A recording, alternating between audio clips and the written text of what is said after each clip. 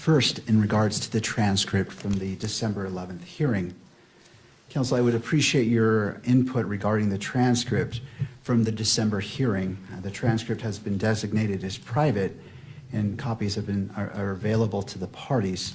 Consistent with the court's prior handling of the October 24th transcript, the court intends to release a redacted version of that transcript, but I want to get your input before making a decision.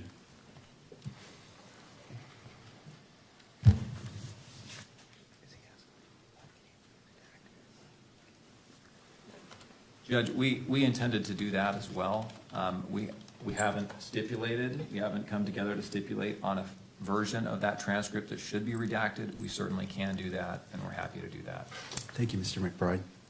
We will meet and confer with Mr. McBride and his colleagues on that. All right, how much time is needed by the parties? 2 weeks. That's fine, a couple weeks. All right, a couple of weeks, and then we can address that. Next, I want to turn to address media coverage and place on the record the potential consequences of any willful violation of the court's December 23rd, 2025 standing decorum order. Under Utah Code Section 78B-6-310, if the court finds a person guilty of contempt, the court may impose a fine of up to $1,000, order incarceration in the county jail for up to 30 days, or both. Any alleged violation will be carefully evaluated, and the court will impose only those sanctions which are appropriate and proportional under the circumstances. The court will make specific findings on the record before imposing any sanction. In addition, the court may impose the following remedial measures if warranted. First, immediate suspension of video transmission of the hearing, with proceedings continuing on audio-only basis for the proceeding where the violation occurred, and disqualification, if necessary and narrowly tailored, of the news organization that filed the request in order for electronic media coverage of court proceedings for the hearing in which the violation occurred from providing pool camera operator services in this matter, where the court determines that such a measure is required to ensure compliance with the standing decorum order and to protect the rights of the parties. Counsel will be allowed to provide their input before the court makes any final determination regarding sanctions. I want to emphasize that these measures are not intended to have a chilling effect on open and transparent courts or on responsible news gathering, and the court remains fully committed to the presumption of open proceedings under applicable rules. Rather, they're intended to protect the constitutional rights of all parties while preserving the integrity, openness, and fairness of these proceedings. Third, at this time I wish to address the camera operator. Mr. Yulberg, if you wouldn't mind coming forward and standing at the lectern. And could you state your name for the record? John Yulberg. Thank you, Mr. Yulberg. It's not my intention to cause you any embarrassment or discomfort. I simply want to ensure that the guidelines for today's proceedings are clear. Mr. Yulberg, during today's hearing, what is your primary role? To provide video coverage of the proceedings for the public. All right. Have you read the December 23rd, 2025 standing decorum order? Yes, sir. Do you understand the guidelines as they relate to your responsibilities today? I do. Do you need any additional time to review the December 23rd, 2025 standing decorum order, or any time to reposition the camera to ensure full compliance with those guidelines? Do I need more time? I'm sorry, was that the question? Do you need more time to review the decorum order? And I'll pause there because that was a compound question. Sorry about that. No, I've read it, I fully understand it, I'm good to go. All right, to the second part, do you need any additional time to reposition the camera to ensure full compliance with those guidelines? No, I think we're in a good position now. All right. Mr. Yulberg, do you anticipate any difficulties complying with the December 23rd, 2025 standing decorum order? I do not anticipate any problems. All right. And is there anything that the court can clarify to assist you? No, I think we're good to go, sir. All right. Thank you, Mr. Yulberg. Thank you. Before I let you go, I'll turn to counsel based off the questions asked. I turn to you if you have any input or questions. Nothing from the state. Thank you. No, Your Honor. All right. All right. And the court, I appreciate your cooperation, and it's my hope that we all do our very best today together. Absolutely. Thank you. And finally, before we turn to the issue, the motion before the court, to the state, could you please provide a brief update on the status of discovery disclosure? Yes, Your Honor, I don't have the percentage of materials that we have that have been disclosed, but I think we're above 90% at this point. There still is discovery coming in, there are reports and so forth coming in from various entities. So I think we're moving expeditiously towards completing at least this initial batch of discovery. Of course, discovery will be ongoing probably for the duration of the proceeding, but we have provided nearly all of what we have to date. All right. And to defense, any input? None at this time, Your Honor. Thank you, Ms. Nestor. All right. Thank you, counsel, for your patience as the court covered those preliminary issues. Let's turn to the defense's motion to disqualify the Utah County Attorney's Office. Ms. Nestor, or, sorry, Mr. Novak. That's fine, Your Honor. That's okay. We actually have some preliminary things we want to discuss with respect to the posture of this motion. And I also think at some point the court needs to decide at what stage the hearing on this motion remains open and becomes closed. So I'm going Absolutely. to bear that in mind in terms of my preliminary statements, if I may.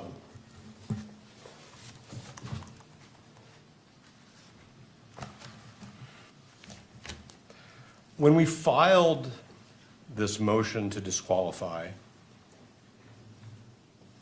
and when I say we, I mean Mr. Robinson's counsel, we fully expected that what the Utah County attorneys would do is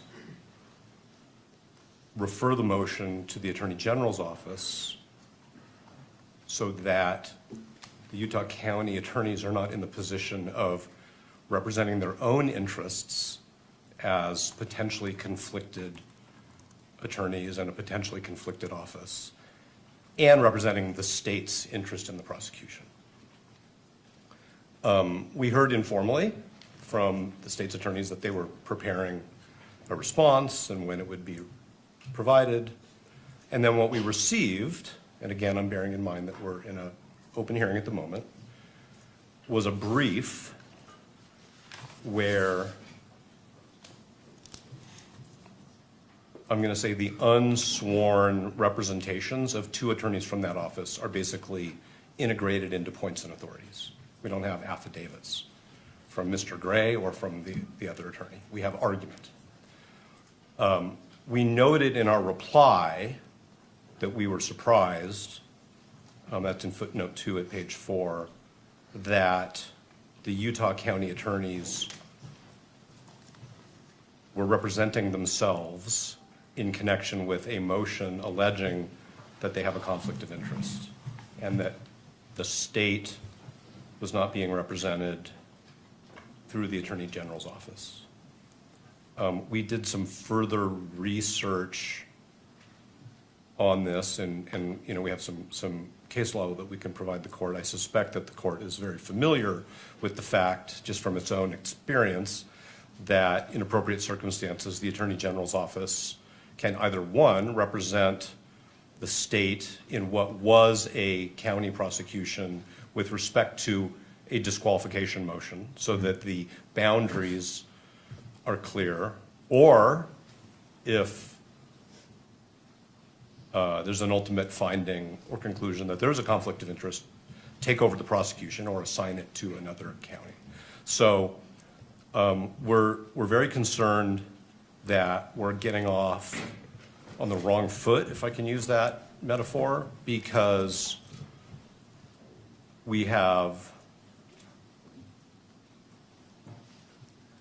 officers of the court who are both representing their own interests in continuing to be the prosecutors in this case and representing the state in a situation where there should be what I would call, at least temporarily, conflict counsel. I'm not sure that's the term the Attorney General uses, representing the state's interests. There's a Supreme Court decision which is called State v. Jimenez, Jimenez, which I can provide a citation for.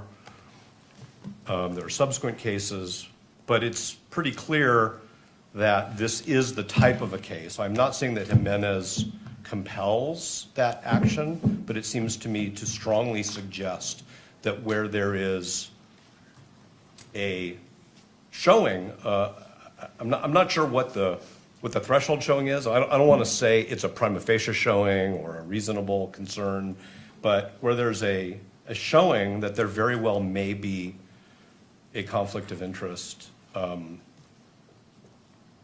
hasn't been handled by a particular state attorney's, county attorney's office, that what's in the interest of the litigation, of the public, of the parties, is for the Attorney General to step in. And the citation for State v. Jimenez, if I may, is 588 P. 2nd 707. Of course, I can provide the court with the Utah citation as well.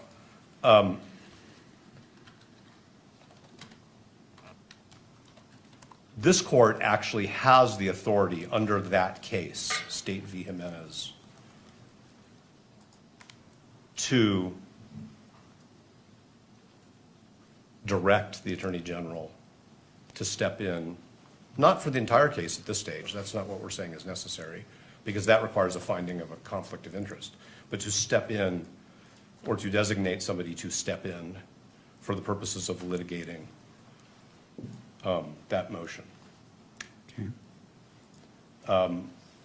And so we're very concerned that even going forward with an evidentiary hearing where members of the Utah County Attorney's Office are both litigating as representatives of the state in a prosecution and essentially defending their own propriety of proceeding in this prosecution is problematic. As far as being prepared, we're of course prepared to go forward with an evidentiary hearing, but we think that it's improvident, and we think that what the court should do if the Utah County attorneys have not or don't, if given the opportunity, do this on their own, is that the court should designate the Attorney General's office for the purpose of litigating this motion. The court might ask, hypothetically, the question, has the Utah County Attorney's Office conferred with the Attorney General about this particular question? And we are not in the dark, because as Ms. Nestor will tell the court, as an officer of the court, she's spoken with the Attorney General's office, and they have not been consulted about this. Okay? So this is a motion to disqualify a county attorney's office based on what we believe is a material, significant conflict of interest that it's clear they haven't even tried to address by way of a screening, which of course is a term of art, because their position is no screening was necessary. We're not even here to discuss whether the way in which a particular attorney was screened off was adequate. Their position, as their own advocates, is we've already decided no screening is necessary. So what we've been told by the Attorney General's office, Ms. Nestor can represent to the court exactly what she was told, but basically that there has not been consultation. And while that is Mr. Gray's prerogative, we think it's wrong, and we think that this court needs to exercise its authority to intervene and say, In this case, for this kind of a motion, the court needs to hear from a representative of the state who does not even appear to have a conflict of interest. So that's our preliminary statement about these issues. And again, I hope I've avoided saying anything that should have been said in a closed hearing. I think I was pretty good about that. So that's where we are before we even get into the litigation of it. And I don't want to be formalistic, and I'm certainly not trying to be confrontational, but I think actually what we think the court should do is the court should strike the Utah County Attorney's response to our motion and direct the Attorney General to take up the responsibility for responding to our motion in whichever way clearly non-conflicted attorneys representing the state think they should, how it should be responded to. And if I've muddled, I always say this, Your Honor, if I've muddled anything or confused anything, please say so and I'll try to clarify. Thank you. I do have some questions for you as it relates to this. I wish to consider all the authority that you wish to cite to. I mean, obviously, you came into this hearing knowing that this is something you're going to present, and this court wants to be efficient with time, but thorough. Yes. And not jumping to conclusions. Can you give me all the authority that you wish for me to consider in considering your request today? Yes, and I think what we could also do, which maybe would be more helpful to the court, is that we could file a short brief on this particular issue. Because I will acknowledge that while we were surprised that the brief was filed by the same lawyers who are alleged to have this conflict of interest, it took us a little bit of time to, and we wanted to get that filed in time for today's hearing because the court had set the hearing. It took us a little bit of time to think through these issues. So there are Utah authorities, there are authorities from other jurisdictions, there are also ABA guidelines on the prosecutorial function, which we think strongly suggest that there should have been what I'll just call a referral to the Attorney General's office for this particular motion. I can stand here and I can give the court case names and numbers and sections from the ABA standards, but it was not our goal to, of course, put the court on the spot and require the court to, like go back into chambers, think about it for, some pressured period of time and come back out and make a decision. So if it would benefit the court for us to file something, and I don't mean in a month, I mean very soon, so that the court has thoughtfully presented points and authorities, we're happy to do that. As far as I know, the only people who've traveled out of town for this hearing are Mr. Burt and myself. So I'm thinking about the convenience of witnesses and the court and counsel. It's important that we do this in a way where the court has the opportunity to make a thoughtful, reasoned decision, as Your Honor always says. So that would be our proposal, is that if the court is open to receiving authorities, that we recess this hearing for, whatever meets the court's schedule, whether it's a week or 2 weeks or a few days, and we can provide the court with something, and we'll come back. But we do think this is a serious issue, because I think the question of who litigates this issue on behalf of the state is in itself wrapped up in this conflict. And we want everybody to get this right. Thank you. Once. My question for you is, knowing this, why didn't you file a motion prior to today's hearing, knowing that the court would be in this position based off of your request to prepare the court, prepare opposing parties, and to be efficient in our use of time? I'm trying to understand. I understand what you're saying, and I understand that things evolve, but I'm trying to understand why that wasn't filed in advance of the hearing to put the court on notice at the very minimum, and just to allow the court to do what the court does. I hear what the court's saying, and I think we can take responsibility for not sufficiently presenting the authorities that we think compel what I've just suggested should happen.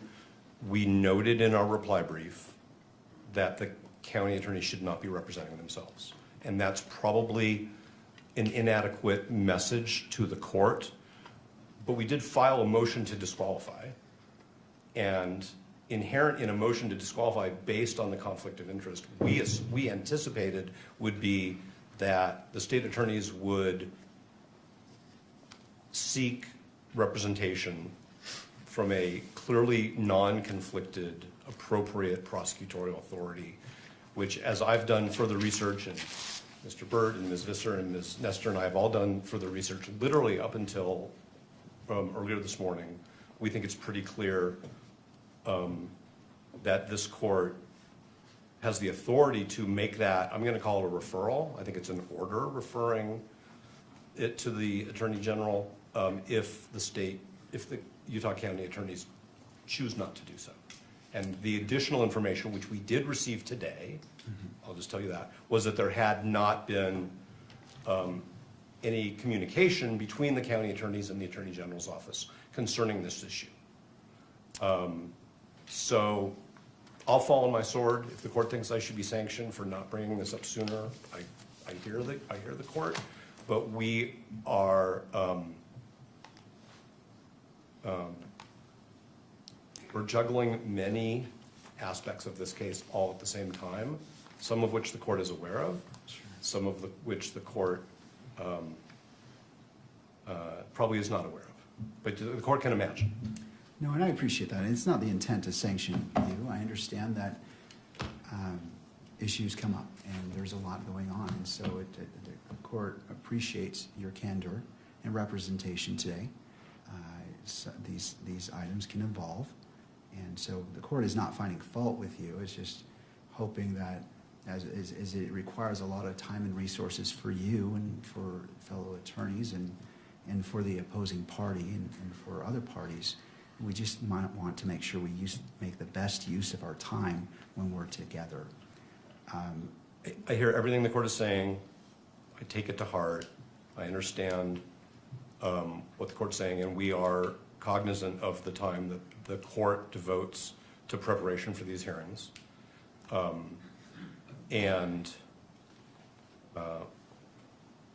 that's all I can really say. Sure. And also for Mr. Robinson himself and the victim representative, Ms. Kirk as well. We just want to do our best, and I understand, and I'm not finding fault with you, sir, or your team. We've all been in court. We all know what happens, so I understand.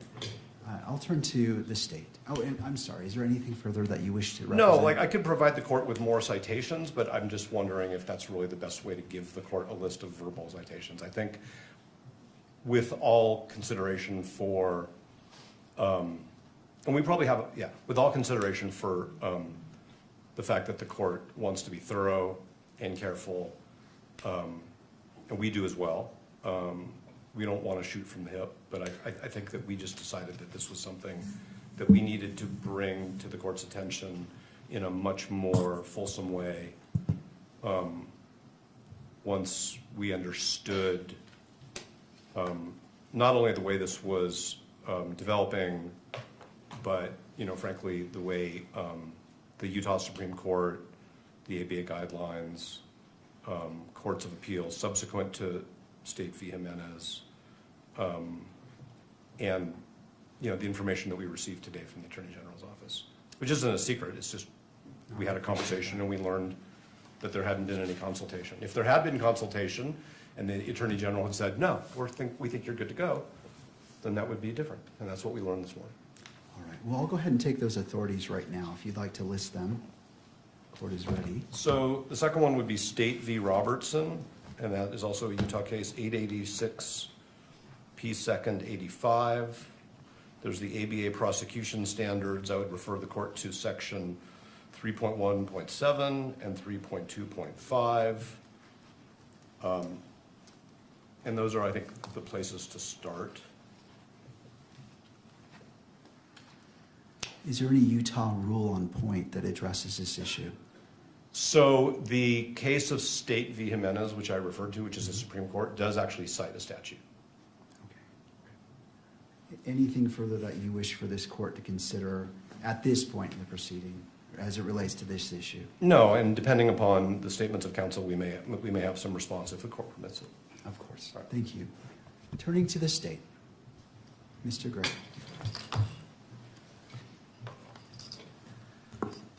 Your Honor, I'm not sure why this is coming before us today. If it was such a surprise to them more than a week ago, I don't know why they wouldn't at least notify the court. I too represent the state. I'm an elected official, constitutionally elected to represent the state. Where does this end? I don't know these cases. I'm very interested to see whether or not they refer to trials. I know that the Utah Attorney General's office, they've done the same thing that we have in Rule 11 motions, where one counsel on the team examines their boss, in fact, on the matter. So I just think this is ambush and another stalling tactic to delay these proceedings. There's no reason that they could not have at least filed the motion and asked for time to brief it.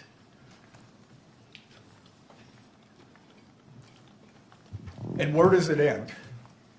Do we get to respond to their motion to have the Attorney General's office respond, or does the Attorney General's office have to respond to that one too? I'm not, well, anyway, I've stated my, it should have been done far earlier if that was their case, if that was their claim. And if I could just turn the time over to Ryan in case he has something else. Thank you, Mr. Gray. Yeah, Mr. McBride. And excuse me, this is, we're tag teaming this somewhat because it's a surprise to us as it is to the court. But in the 5 minutes I've had to read Robertson and Jimenez, which could have been provided to me before this hearing, it looks like those cases don't stand for conflict of interest cases. They're actually, does the Attorney General's office have authority to prosecute cases that occur within a prosecution district or county attorney's jurisdiction? And the answer is yes. It's not about taking conflicts from the few minutes I've had to read those cases. I do want to state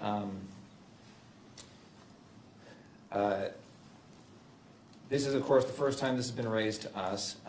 The defense has known that we were going to respond to this motion for some time. We requested an extension for our filing deadline back in December. The defense agreed to that extension. Our reply was filed January 5th. The defendant's reply was filed thereafter.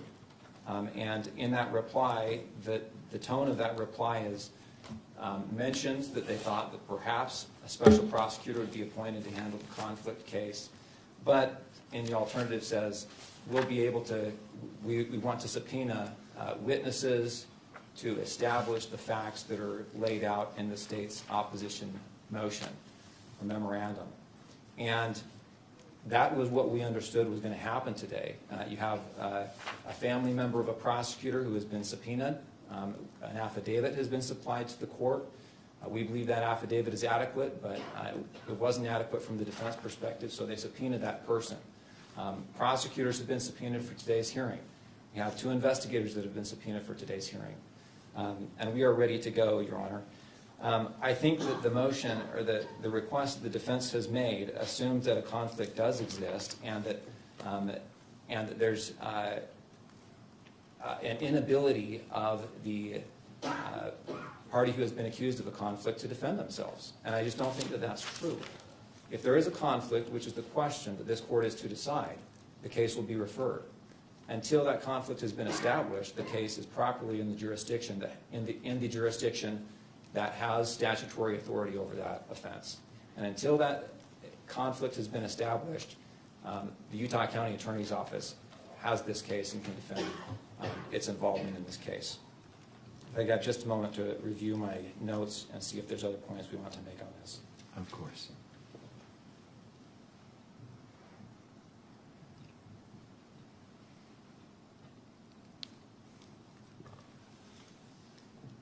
There is one other point I wanted to make, which is the idea that the case would be referred, that alleging a conflict would cause a special prosecutor to be appointed. That really assumes that there is a conflict, and until that conflict has been established, there is no duty for the case to be referred to another jurisdiction or another special prosecutor to handle. And it raises some of the issues that have been brought up in some of the case law regarding creating or alleging conflicts. There's a lot of case law that talks about how it can be a tactic to try and remove cases from one prosecutor's authority to find a more lenient prosecutor, find a more favorable prosecuting authority that's not going to seek, for example, in this case, the death penalty. And there's a lot of case law that talks about you can't call opposing counsel as a witness in a case unless they're absolutely necessary. And the reason is because it can be a forum shopping effort. And we're concerned with that same kind of motivation or tactic that could be used in this case or other cases like it. Anytime you, as opposing counsel, you don't like the offer you're getting, the way the prosecution is being handled, you allege a conflict of interest, and all of a sudden the county attorney's office has to spend $10,000 to hire a special prosecutor just to handle that one issue, regardless of whether or not it's supported or whether or not a conflict exists. That's a concern we have. Your Honor, we're ready to go forward today. We think the evidence that will be presented today will illuminate the issues adequate that Your Honor can make a decision about whether or not a conflict exists, and we don't need to delay this proceeding any further. We're confident the court will see the facts as they are and be able to make that determination. Mr. McBride, so the motion has been made by defense to continue this hearing to allow the filing of a motion addressing more fully this issue. And to that request, what is the state's reply? We object to that motion to continue or to strike. We ask the court to go forward today. We think the motion is untimely. The court has, or the prosecution has subpoenaed witnesses, and every delay that happens, the witnesses that we have now family members of the prosecution being subpoenaed. These people are ready to move forward and get this out of the way. The longer we delay this, the more anxiety that this procedure has. All right, thank you, Mr. McBride. To defense, any response? Yes, John, thank you. First, I want to say this is not about seeking a lenient prosecutor. This is not about tactics at all. And it was actually the county attorney's office who informed us back in October that there was a family member of a prosecutor who was present at Utah Valley University at the Charlie Kirk rally and experienced and witnessed certain things. We didn't make this up out of whole cloth. We didn't grab onto some piece of discovery and say, a wedge, a tactic.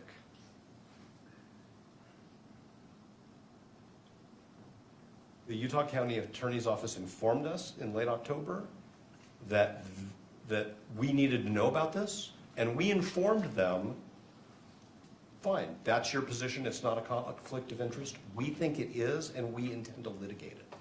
So it's not a tactic, it's not something that we've made up out of whole cloth because, like I said, we found a needle in a haystack. It's something that they properly brought to our attention, but we firmly believe that the law supports the conclusion that that particular prosecutor should have been screened off.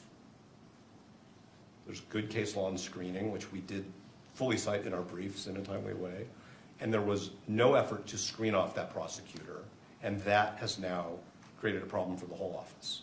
That is not made up out of whole cloth, and like I said, it's not about tactics or lenience or delay. This isn't delaying anything, at least on our part.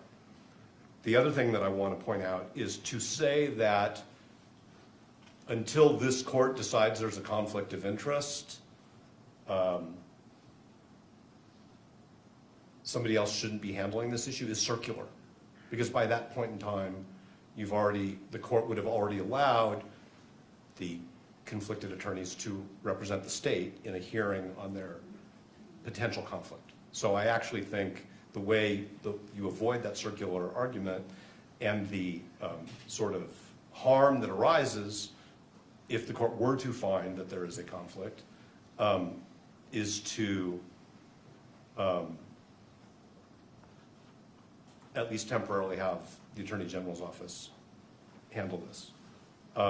Yes, Mr. Gray is an elected official, but that doesn't mean that his office doesn't have a conflict of interest. Conflict of interests arise. A judicial officer decides to become a prosecutor. A prosecutor decides to become a judicial officer. That's actually where most of the case law comes from, as Your Honor knows. A defense attorney changes careers and becomes a prosecutor. There has to be a screening. The case law is very clear that the screening has to be adequate. There's been no screening here because Mr. Gray decided we don't think there's a conflict of interest. And what we're saying is it's not a needle in a haystack, it's not a tactic, it's not a fiction, it's not a thin reed. The evidence that the court has suggests, number one, that there's a very good possibility that as a legal matter there's a conflict of interest. That's why we need to have an evidentiary hearing, because the court doesn't have all the facts.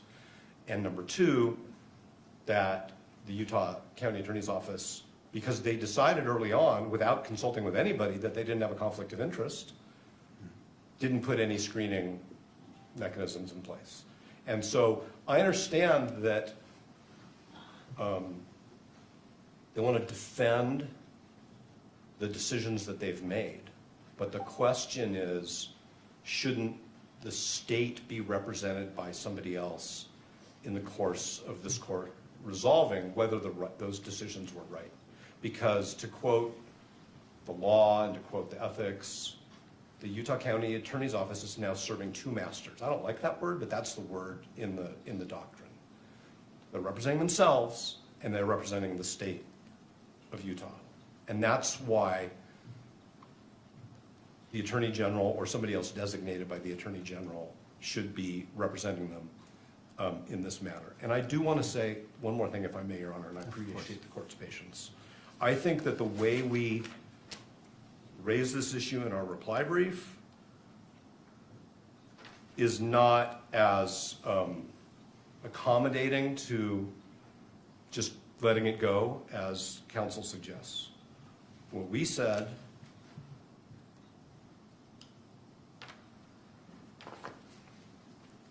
is we asked the question is whether it is even appropriate for the UCAO to litigate this issue on its own behalf. While the UCAO may have provided this court with the information that it has deemed relevant to this issue, the scope of the disclosures and litigation of this motion should have been assigned to another state agency, such as the Attorney General. We didn't suggest that this court should appoint a special prosecutor for all purposes, or that the filing of this motion means that the Utah County Attorney's Office is automatically disqualified from the litigation. That's the point of the motion, is whether they had a conflict of interest, and if they did, whether they handled it. And it's our position correctly, and it's our position that the answer is yes and no. So I understand there are witnesses here, people are ready to go. We think that the court should either accept briefing or agree with us that the referral is appropriate. And I want to cite, if I may, the citation by the Supreme Court in Jimenez. So this is 588 P. 2nd. It's 707, but this is at 708. This is the statute quoted by the Supreme Court. If at any time, after investigation by and a finding and a recommendation from the district judge involved, that the county attorney in any county is unable to satisfactorily and adequately perform his duties in prosecuting a criminal case without additional legal assistance, the Attorney General shall provide such assistance. That's very broad. What that means in this case is it's inappropriate for the Utah County Attorney's Office to represent itself when it is also representing the state. And that for this motion, this court has the discretion, we would say, respectfully the obligation, to designate the Attorney General to represent the state, the people of the state of Utah, in this motion. And depending upon how the court rules on the motion, then we have to see what happens next. So is it your position that the court has discretion to make that decision? I think that the court has the discretion to say to the Utah County attorneys, you shouldn't be representing yourself in this case at this stage as to this motion only. Continue to do what you do while this motion is pending, and we will resolve this motion. I am not suggesting that they should stop the work that Mr. McBride talked about preparing discovery, having their agents interview witnesses. We want to get this motion resolved in a timely way. It is not a stalling tactic. But I'm not saying, let me be very careful because I don't want to misinterpret the court's question. I'm not saying that whatever this court decides is the right decision because the court has discretion.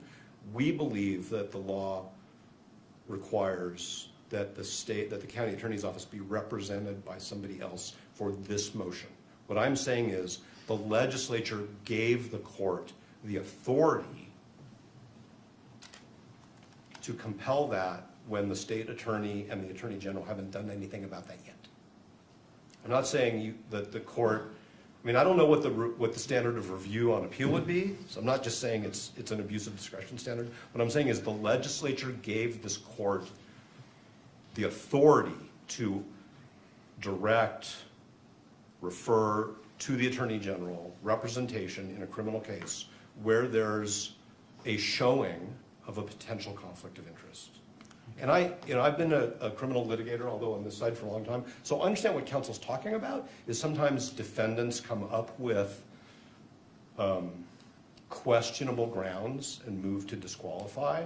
And I don't think that that's a finding that the court can make in this case. It was actually, as I said before, the Utah County attorneys who were concerned about this enough that they brought it to our attention. We have profound disagreements about the significance of the conflict and the way it was handled. Okay? And otherwise, I think I would be repeating myself if I said anything more without answering a direct question. All right, I just have a brief question. Do you have your witnesses here today? All the witnesses are here. We have no problem as a pragmatic issue going forward. Our witnesses are the subpoenas that we served, which were filed with the court. So to be clear, I don't think the court is inferring this. We're not unable to proceed if that was the court's conclusion. We are prepared, and the witnesses are here. I'm just saying we think that it would be improvident and it could result in errors of law, and it could result in problems down the road.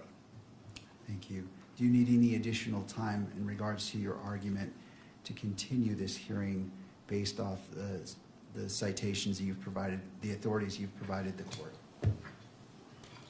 1 second.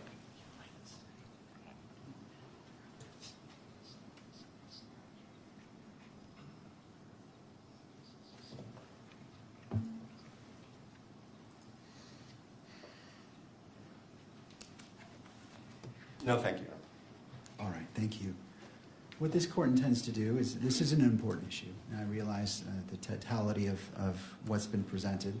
And my question in regards to your witnesses it was informatory. I just wanted to see if depending on what the court rules, if the parties, I don't want to disadvantage either party in that. So this is an important issue, and this court wishes to take a brief recess. I want to look at what's been provided and make see where the court needs to go. I want to inform myself, take a moment to look at it, and as opposed to just making a snap decision, and taking into consideration all parties and the constitutional rights of all parties as well.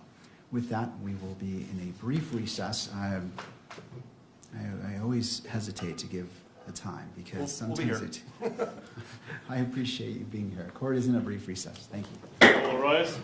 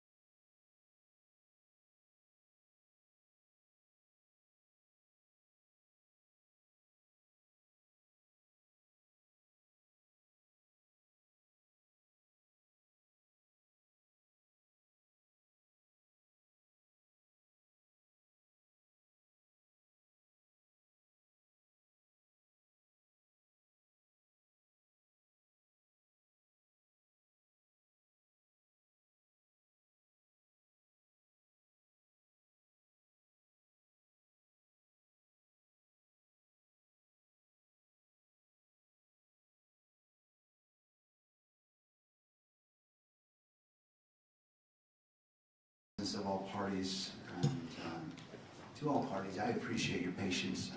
The issues brought up are important, and the court wanted to take the necessary time to examine what has been presented and make a decision on how we move forward today. And the defense's argument, and the defense relying upon Jimenez and Robertson cases, if there is a showing of conflict of interest under Rule 1.7, then the court should exercise its discretion and require the Utah Attorney General's office to stand in for the Utah County Attorney's Office. Mr. Novak conceded that there has to be a very good possibility of a conflict or showing of a conflict. No authority was given to the standard of proof necessary to satisfy that showing.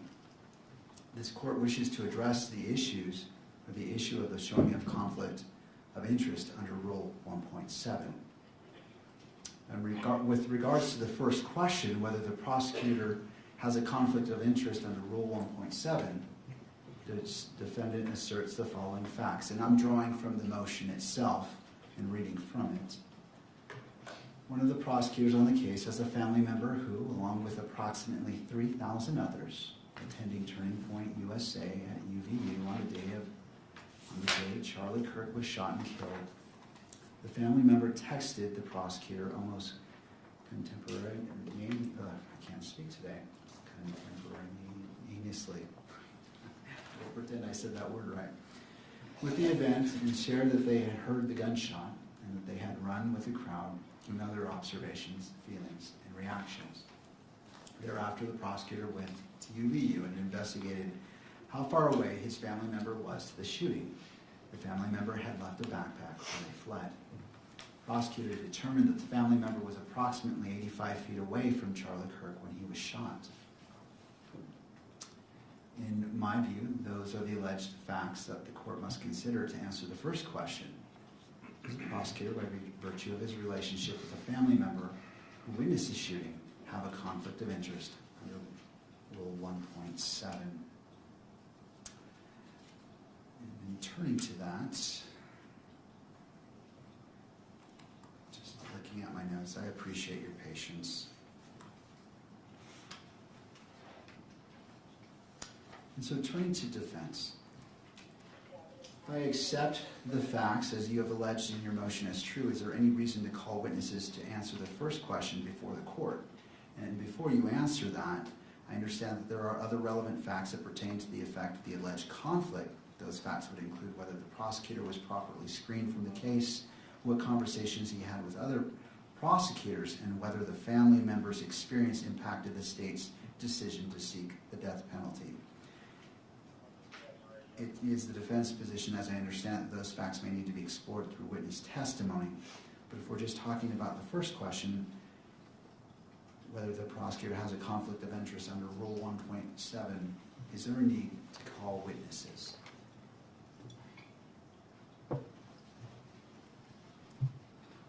Yes, Your Honor. I understand that the court is trying to get to the threshold question that we have put before it with respect to who should be representing the Utah County Attorney's Office in this motion. But the answer to the court's question is yes, because it's not just the mere transactional event that this, that the offspring witnessed the shooting. It is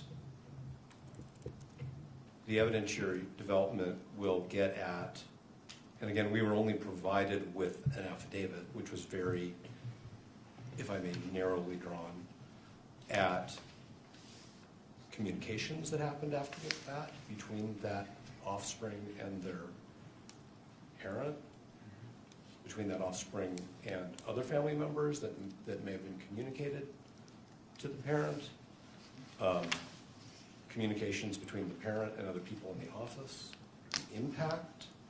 Okay, so now I'm going to just say, if I had found out that my child was at an incident where somebody was shot and killed, I would have an incredibly strong emotional reaction, even if they were safe. Okay, so give me a second, okay? There was a horrible shooting incident at Brown University a few weeks ago. And I have a child who lives within 20 miles of there, who was in Providence that day. And everybody in our family was really freaked out until we knew that they were safe. And then even when we knew they were safe, the question was, what did you see? Did it affect you? Turned out everybody's fine. But it's not just, oh, I was there, right? And my family member didn't witness a shooting. Wasn't in a crowd with 3,000 people who all had to run and take cover in case there were more shots fired, in case there were some other harm that occurred, okay? So it's not just the fact that this person was 85 feet away from Mr. Kirk. It's, that begins to, that scratches the surface, if I may, of the totality of the circumstances, which we think created a conflict of interest. So the answer is yes, and that's why both the parent and the offspring are here and are under subpoena and agreed to be here and agreed to testify. Obviously, it's the court's proceeding, but nobody's moved to quash, and I think it's obvious that that's because we need further factual development. And our reply brief, if it did anything, it communicated to the court the case law, which shows that this is a fact-intensive inquiry and that affidavits are required. And here we don't have affidavits from the parent or from Mr. Gray. We have argument in a brief. But we also believe that testimony from the offspring is necessary, and they're here, and they agreed to be here. And they agreed that Ms. Visser could sign an acknowledgement of service of a subpoena. So the very, very long answer to the court's question is yes, definitely. We need to have an evidentiary hearing.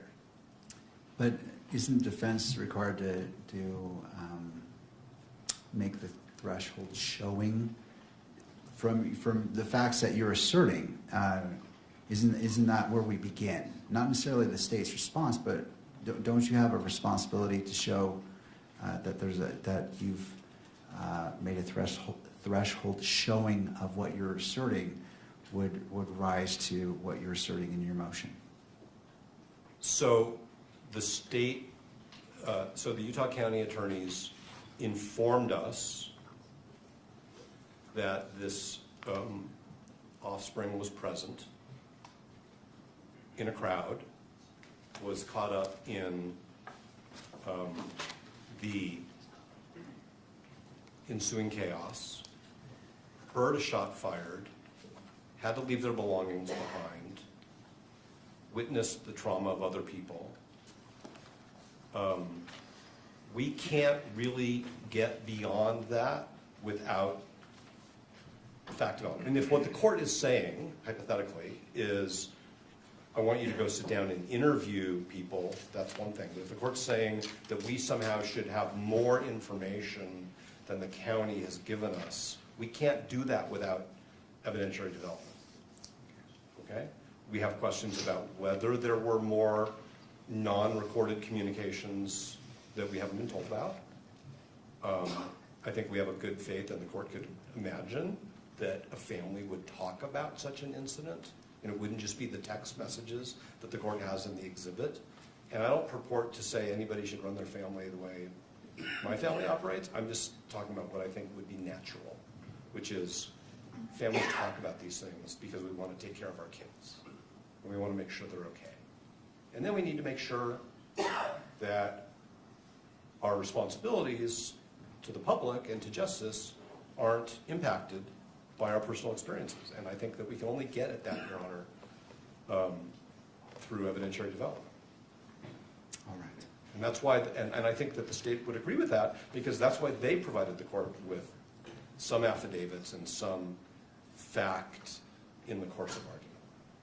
So I think that it needs to be fully developed through the very limited number of witnesses that are present. I understand. Let me turn to the state. What's the state's position? So I want to make sure I'm understanding your question. The question is, there's two layers here, right? The first layer is when an alleged conflict arises, does in this case, the county attorney's office have to conflict the handling of that allegation to another, special prosecutor, attorney general's office, right? Your question is, doesn't the defense have to make an initial showing before that first conflict or occurs that requires that delegation? Yes. Okay, my answer is yes. I mean, otherwise we have to have a hearing to determine if another entity has to handle the substantive issue, and then you have to have another hearing to determine if there actually is a conflict. I think there has to be at first a showing that there is, a basis for a conflict. Otherwise, someone can come in and say, I think there's a conflict without any evidence whatsoever, or not evidence that's credible. I think, and for that reason, I think the court should be able to make this threshold showing based on the affidavit, right? The affidavit and the facts have been proffered. I think there's enough there for you to say, yes, the county attorney's office can handle this motion on its own, or no, this motion needs to go to the attorney general's office, whoever else, to handle the substantive issue of whether or not there's a conflict. I mean, I want to be clear. I don't believe under any of those circumstances that the issue needs to be conflicted out. I believe that until a conflict has been found, the county attorney's office or whatever entity has been accused of a conflict can litigate that issue without litigating that issue. All right. Did I make myself clear? I appreciate that, Mr. McBride. A follow-up question in regards, they're proposing calling witnesses to make that threshold showing. What is the state's position? No, I mean, my position is no. I think witnesses should be called one time in this case, and that should be to determine whether or not there's a conflict, not to determine whether or not the issue of whether or not there's a conflict should be conflicted. Okay. I think there may have been a little bit of confusion there, and I'll take responsibility for the question. In regards to the threshold showing about the conflict,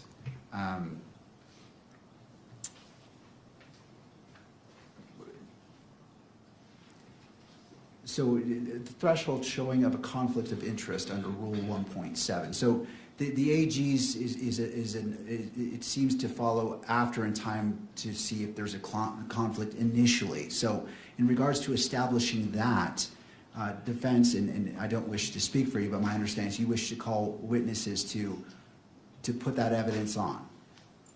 Then I misunderstood the court's question. I don't think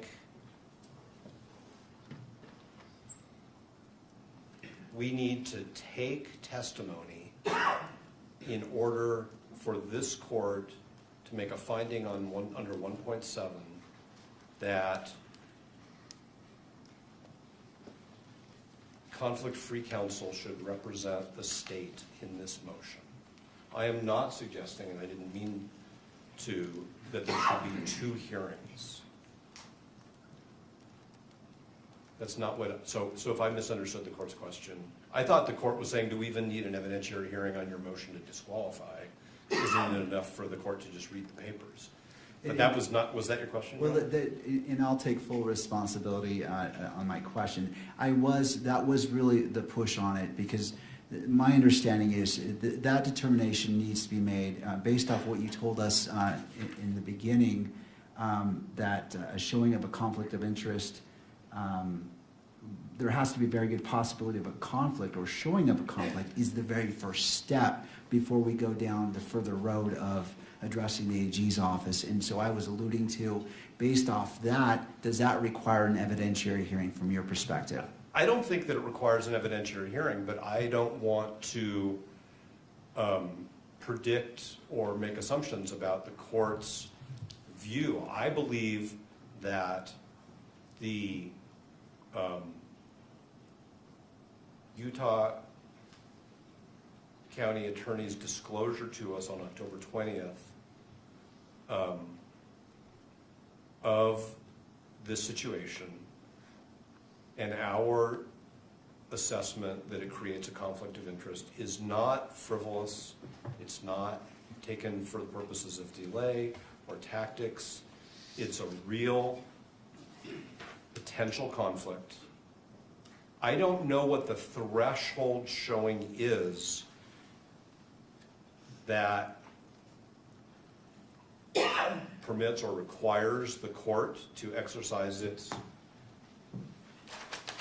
authority under what is now in juxtaposition to the Utah legislature changes its code so often, like we have to figure out all the new code numbers, but it's now section 17-68-304, which gives the court the authority to appoint the Attorney General in this situation for this purpose, 17-68-304, as opposed to the code section cited in Jimenez. The law is the same, but the code sections have changed. But what I'm saying is, I don't want to predict or gamble with what showing this court thinks is necessary in order to appropriately exercise its discretion to make that referral. And so if the court says, I need more, then we should have an evidentiary hearing, because the important thing is to get it right, not for me to bargain on whether our papers show enough. The only thing that we know that we can show in our papers is what we were told and what we were given. And we were given some text messaging between family members and maybe some other people. I mean, the court has that, it's an exhibit. That's all we really have. And so I don't want to just say, oh yeah, there's enough there, and then have the court say, no, there isn't. Because it may be that the court wants to take some permit us to take some preliminary testimony in order to make that decision. But what I really think, instead of starting an evidentiary hearing on a motion to determine if there should be a referral, I think that there's a sufficient showing that there should be a referral by this court because of 1.7, under the court's authority under Utah Code Section 17-68-304, before we even begin to take testimony.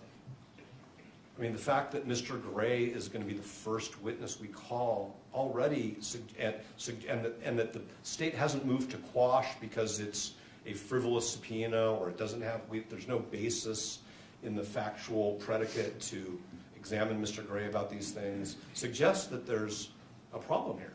That Mr. Gray's office is representing Mr. Gray while also trying to represent the state. And that's an inherent problem. And I understand it's a thorny question. It's what's the showing that's necessary, and does the court have discretion, or is the court compelled to? Is the court going to commit error if it doesn't? That's why I think that maybe some thoughtful briefing is an appropriate thing to do. Before we start an evidentiary hearing and then realize that we got off on the wrong foot, because there should be somebody else seated at council table when two members of the state's attorney's office, who are members of the prosecution team, are two of the 4 or 5 witnesses in this hearing. So I'm not trying to dance around the court's question. What I'm really saying is, I don't know that we can be stuck with only being able to give a court a showing based on the evidence we've been given, when all we've been given is a memo that says, this person was there, we don't think it's a problem. They were 85 feet away when Mr. Kirk was killed. And so, and I appreciate what you're saying, counsel, but what I'm trying to determine is, in your regard, in your understanding, I want to address this, the sufficiency of the showing. Is it your request for an evidentiary hearing for you to present to the court enough evidence for the court to make that determination, or something else? If the court doesn't believe that the papers themselves sufficiently demonstrate that for purposes of the motion to disqualify, the state should be represented by somebody else, then the answer is yes, we want to have an evidentiary hearing up until the point where the court reaches that conclusion. Because that would be the only way for us to satisfy whatever showing the court deems necessary. So we're not going to waive an evidentiary hearing if the court's saying, well, I don't think you have enough evidence here. Obviously, the answer is yes. What I'm really just saying is, I think that based on the papers, the court can say, yeah, this is a significant problem in a serious case that has really, really serious consequences for Mr. Robinson, for the people of the state of Utah, for the victim's family, and we should do this carefully and correctly. And I think the way to do that is to have the Attorney General of Utah designate somebody in their office to represent the county for this limited purpose until the court determines the scope of the conflict. We think the conflict requires disqualification from the case, but ultimately, obviously, that's going to be a judicial determination. All right. Anything further from the state before the court makes its ruling on this issue? I just want to clarify, you're talking about the need for an evidentiary hearing in order to determine whether or not the states, that the county attorney's office can handle the motion to disqualify? No, I'm determining just an initial showing of a conflict that exists here. Like Well, for what purpose? To disqualify the office, or to have the Attorney General's office step in and handle the disqualification motion? to disqualify the office. Can I take a crack at it? If you wouldn't mind, Mr. Gray, just stepping to the lectern, just so the record picks you up. Sometimes these microphones are a little long. If I could take a crack at it. Basically, I think what you're saying is kind of like a Frank's hearing where you have to allege sufficient facts, so that based on those facts, if the court takes that as true, then you would need whether or not there would be a legal basis to conflict it out or find a conflict, right? And so if they don't make that showing, then the court can rule straightway. But if they do make that showing, if what's alleged is true, then we go to an evidentiary hearing. Is that? Mostly, it's the initial showing of a conflict, and what happens after that will be determined, because they're bringing this up for the first time Right. today. Basically like a prima facie showing initially, is that what you're saying? Essentially. Yeah. Okay. I think that's, yeah, All right. I'll let you. No, I appreciate your clarification. Mr. McBride. Nothing else. All right, it's the court's, and I've read the briefing by all parties and listened to the argument today, and I don't believe a sufficient showing has been made for the court just relying upon the briefing itself. And so I can't make that finding based off, well, I would find that that threshold showing hasn't been met based off the briefing. And turning to Mr. Novak, based off that finding of the court, what is your position?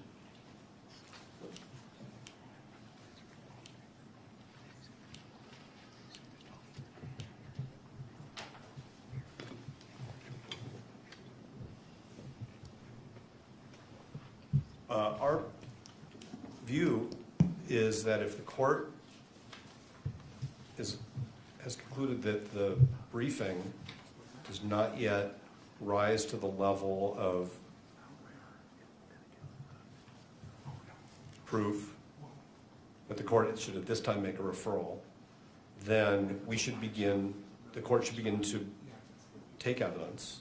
And there may be a moment where the court says, okay, I've heard enough, now I'm ready to make a referral, and we're going to stop and pause and wait for the Attorney General to engage, and then we'll have to see where that goes, but it may be that we have to finish the evidentiary hearing. But, and I think all of us can attempt to prioritize the portions of our examination so that the court can make that finding as early as possible. I'm just trying to avoid doing the hearing twice. I understand. Because right now, it's our view, the state is not being represented by the attorneys who should be representing it. And so if the state's going to come in later and say, well, we want to redo the evidentiary hearing because the state wasn't represented by the right parties, I mean, or by the right lawyers, that's something that we would want to avoid. We want to do this once out of a courtesy to the court and to a couple of the witnesses. No, I appreciate that. And can this be accomplished by proffer? I don't know what the witnesses are going to say because they've only given us very limited information.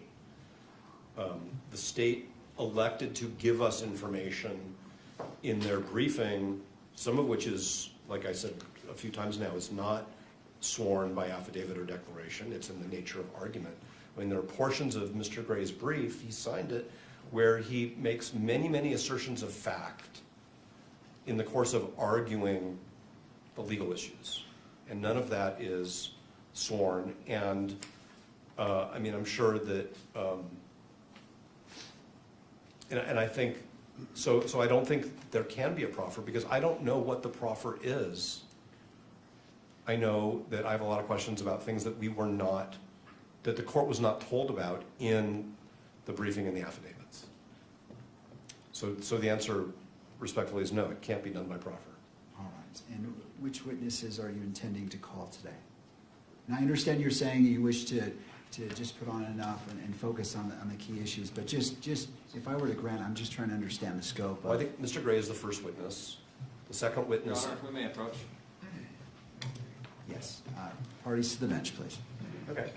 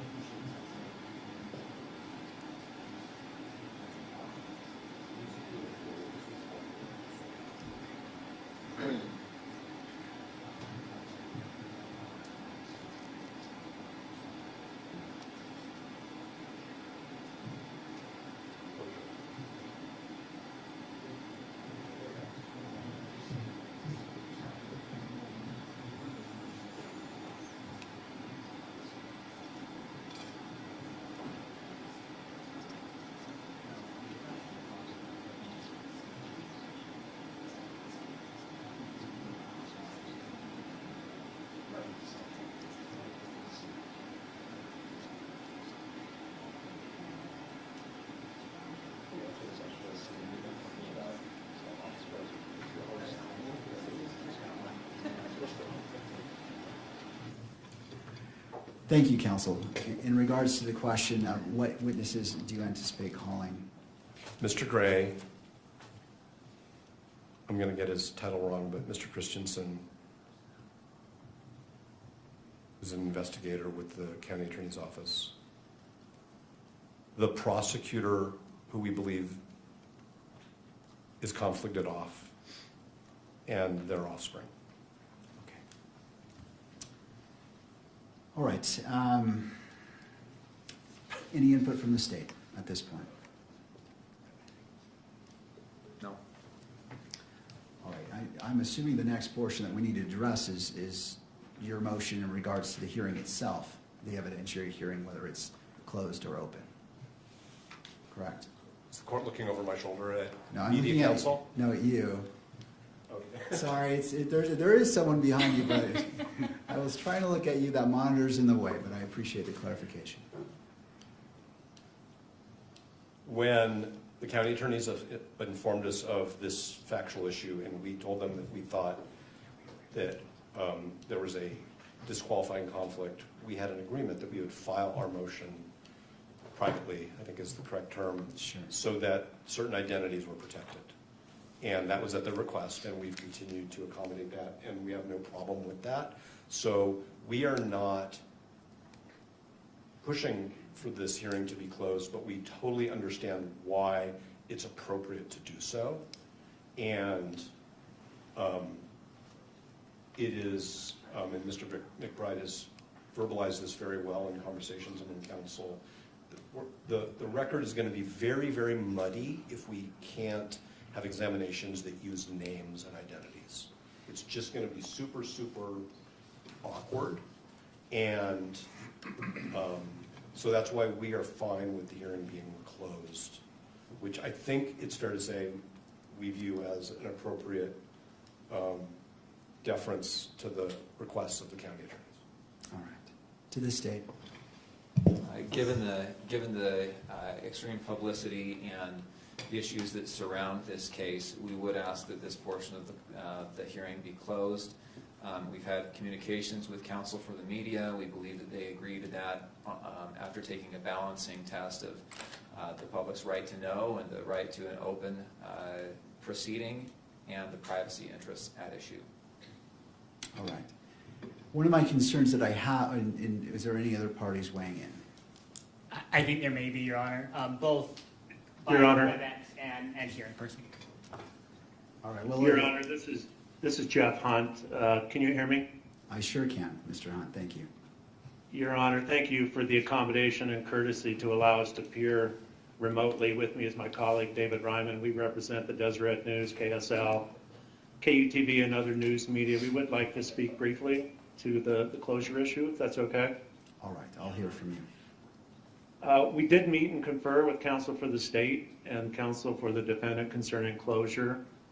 And counsel has explained that they believe it would be impossible to conduct this hearing or even portions of it in open court without causing prejudice to the privacy and personal safety interests of the family member witness involved. They've told us they believe it would not be feasible or practicable to approach this on a witness-by-witness basis or an issue-by-issue basis because they believe the names of the prosecutor and the family member would be used throughout the examination of witnesses. So we have no reason to doubt the statements and representations of counsel, and in reliance on those would not be objecting to closure of the evidentiary hearing on the disqualification and the referral issues unless the court has a different view and believes that we could parse this on a witness-by-witness or an issue-by-issue basis. That said, Your Honor, we understand that counsel for the state and the defendant have agreed to review a transcript of any evidentiary hearing and make limited and appropriate redactions so that a public version of the transcript could be released. And with that, there are just a couple other brief points I'd like to make. First, we think that this should be the rare exception to conducting these proceedings in open court. There's a strong constitutional presumption of open and public court proceedings, and of course, enormous public interest in this particular case. That openness and transparency is an institutional value that serves this court, the participants, and the public well.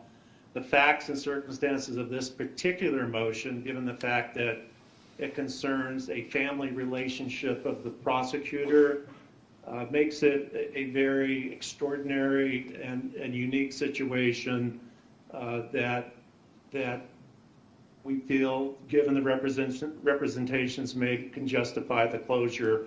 Although we do believe in most cases, just the fact that a motion implicates a witness will not be grounds for closure. Second, we just wanted to get on the record that we believe that release of a transcript is not an adequate substitute for the ability of the public and the press to attend and view the proceedings themselves. For this particular evidentiary hearing, that may be the only practical mechanism for the public to obtain some information about the case. But again, we would expect this would be the exception and not become a regular practice. And finally, Your Honor, it's our position that any oral argument on the disqualification motion or the referral motion should be conducted in a public hearing. As this hearing itself has shown, a lot can be done and argued without disclosing the names of family members or the witness at issue and jeopardizing those interests. Counsel can refrain from identifying the prosecutor or family member to protect the asserted privacy interests. And we have experienced counsel. They could be mindful of that issue during oral argument, and it's not unduly burdensome for them to take those steps, and any burden would be greatly outweighed by the public interest in learning more about the motion and having at least an open argument. So we do believe that the argument, and I understand the argument will be made at a later date, not today, But that should be done in open court. That's all I have, Your Honor. Thank you, Mr. Hunt. Anything further from the parties? Your Honor, as to the oral argument, it is our request that it be closed, and the reason why is that we're not perfect. Names slip. It's happened in trials. It's happened in arguments before, and I'm concerned of the risk that could have if one of the parties, one of the attorneys, were to slip and identify those who ought to be protected. With that said, a fallback position could be not live streaming the event and requiring any redaction should an inadvertent mention of a name be made. Thank you. Counsel, one of my biggest concerns is I have to make findings of fact that are very specific. I can't redact my findings when I issue an order. And I will have to cite to the relevant facts. And quite honestly, the name of the prosecutor is a relevant fact. I can't simply glaze over that and make an assertion. It's important because it relates to various factors that you may address and which has been brought up in briefing.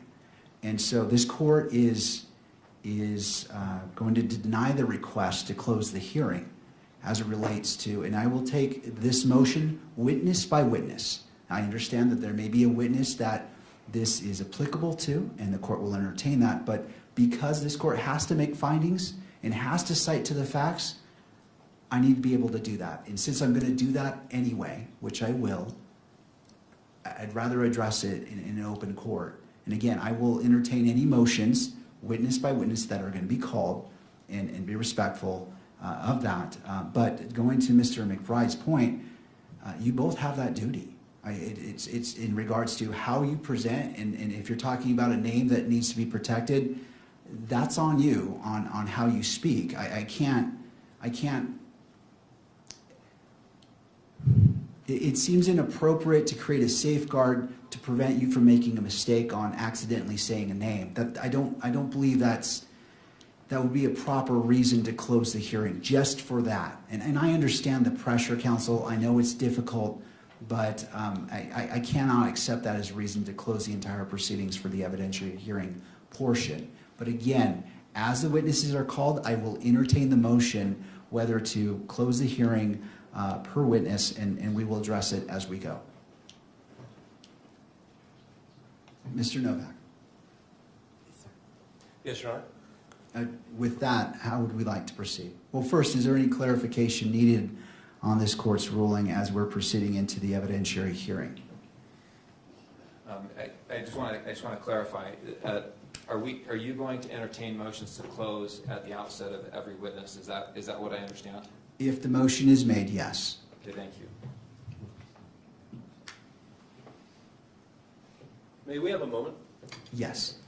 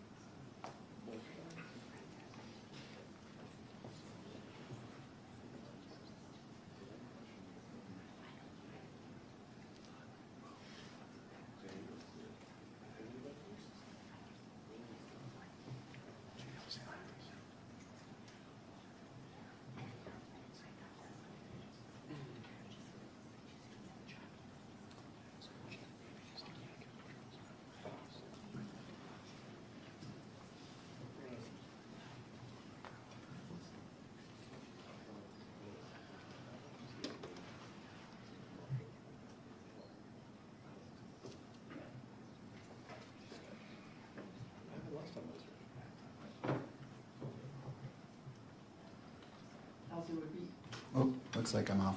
Would it be easier just to go into a brief recess? I don't want to make you feel rushed. You have obviously important conversations So it's the court's intent to enter a brief recess to allow the parties sufficient time to discuss whatever you need to discuss. Your Honor, I think I'm comfortable moving forward, making a proffer right now, and asking you to reconsider that motion. And the reason is because courts, the Supreme Court of Utah, appellate courts refer to witnesses by their initials all the time.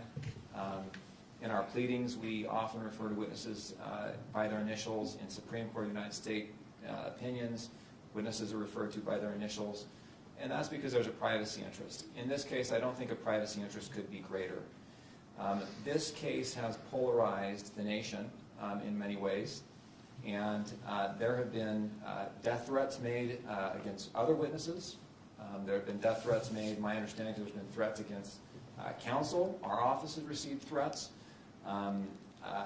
Doxing is a real thing. You know, finding people online, harassing them online. With the technology that we have now, it's not that hard to find out just about every detail about a person through internet searches, paid subscriptions to programs that do background checks. And we are extremely concerned that we will have a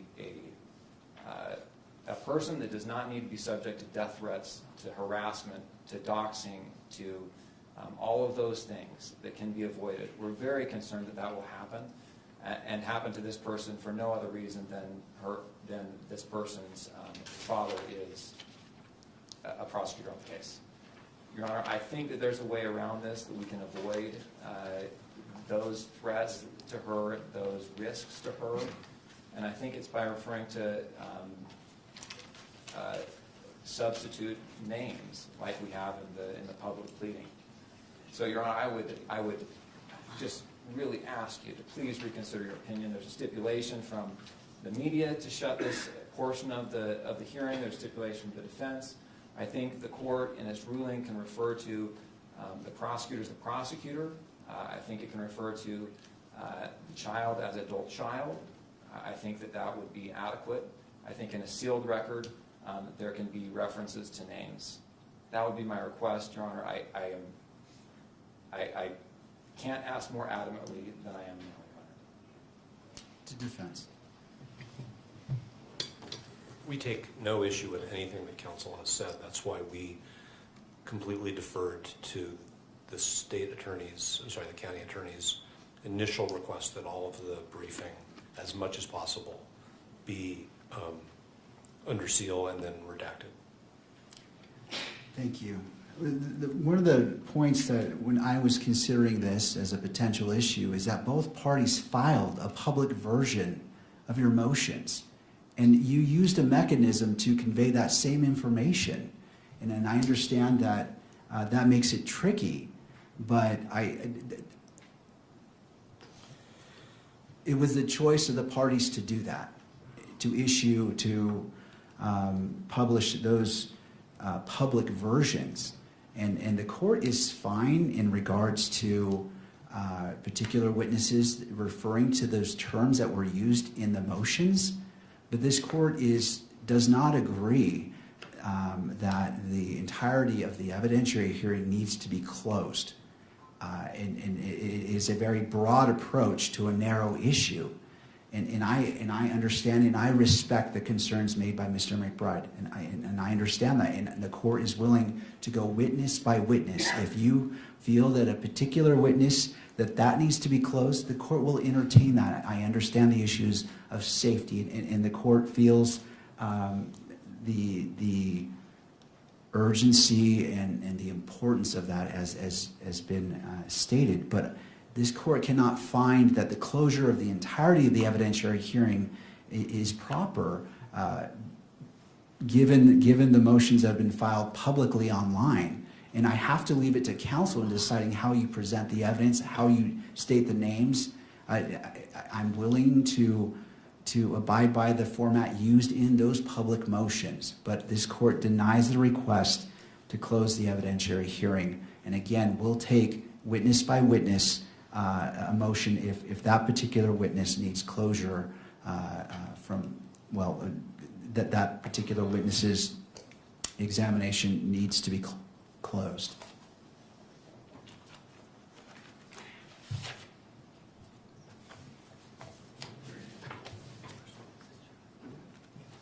If the court's ready to begin the evidentiary hearing, we would call Jeffrey S. Gray as the first witness.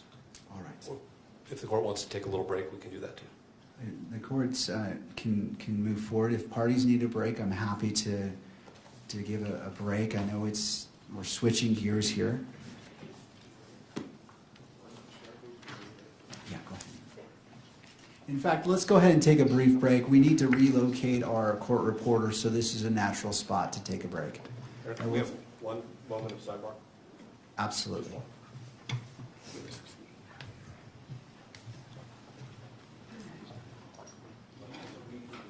Hold on, counsel.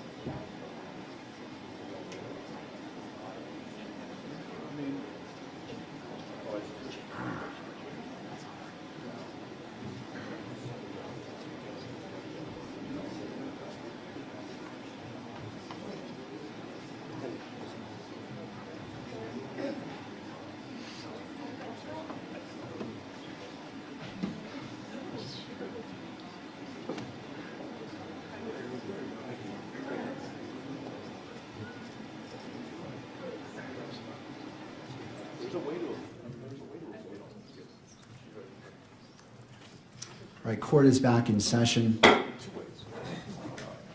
Counsel? I believe the exclusionary rule is being invoked. Yes, Your Honor, we'd ask the court to exclude all witnesses during the testimony of other witnesses. All right, and to the state, any input? We agree. Okay. And at this time, would it be convenient to just take a brief recess? Yes, please. All right, it's 3:20. How about we come back at 3:30 and resume on the record? Sounds good. All right, court is in recess.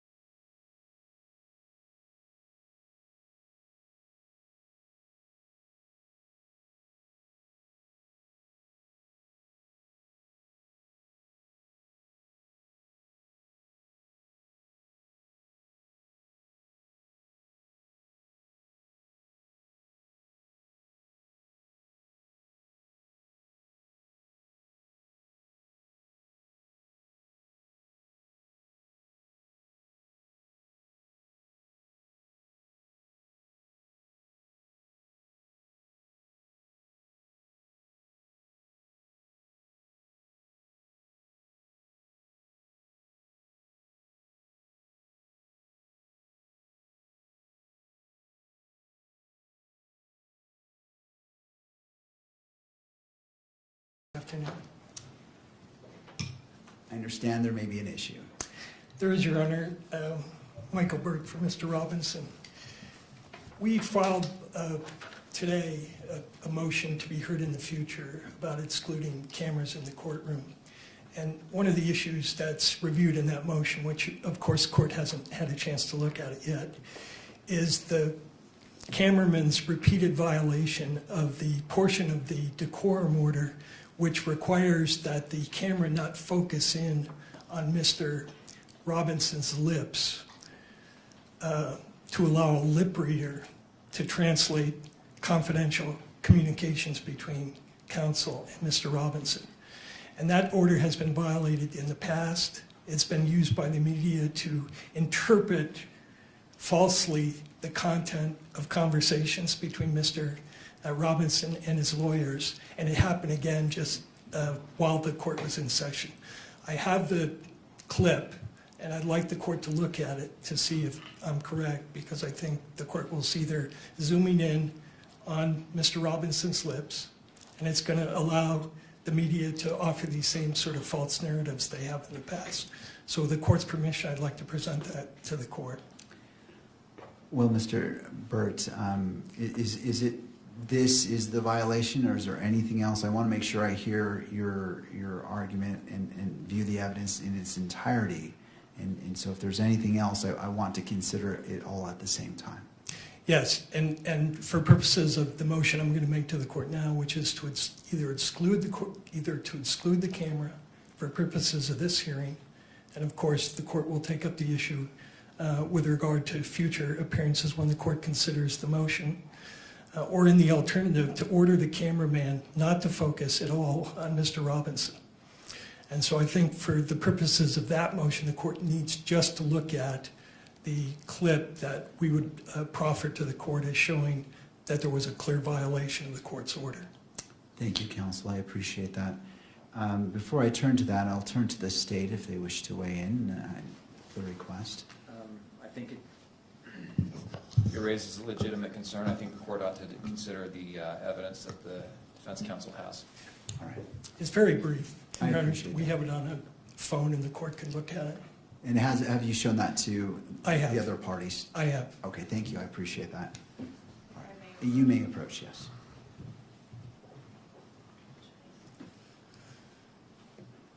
Here are two videos.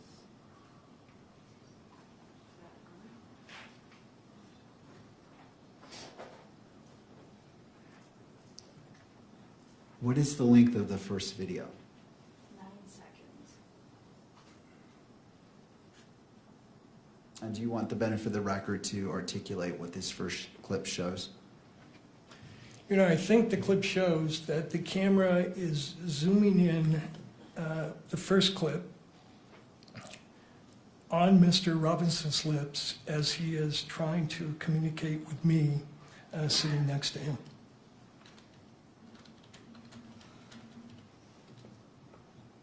Thank you.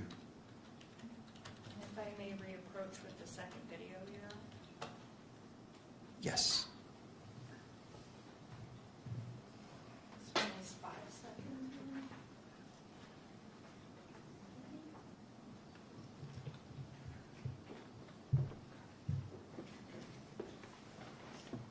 That looks like.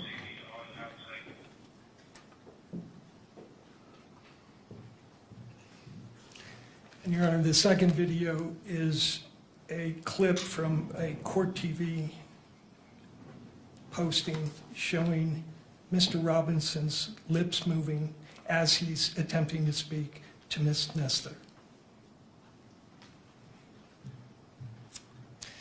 And Your Honor, one last thing I'd like to add if I could, which is I think the court very correctly and very cautiously admonished the cameraman about your December 23rd order before this hearing began. And he said he understood the order, and I think the order is very clear as to this lip reader provision. And I can elaborate further why it's damaging, but I think it's obvious to the court if the media is allowed to interpret the conversations between counsel and his lawyer, it creates all sorts of problems in terms of Mr. Robinson's right to a fair trial. Thank you, Mr. Burke. Thank you. And just one more question, I apologize. Just for the benefit of the record,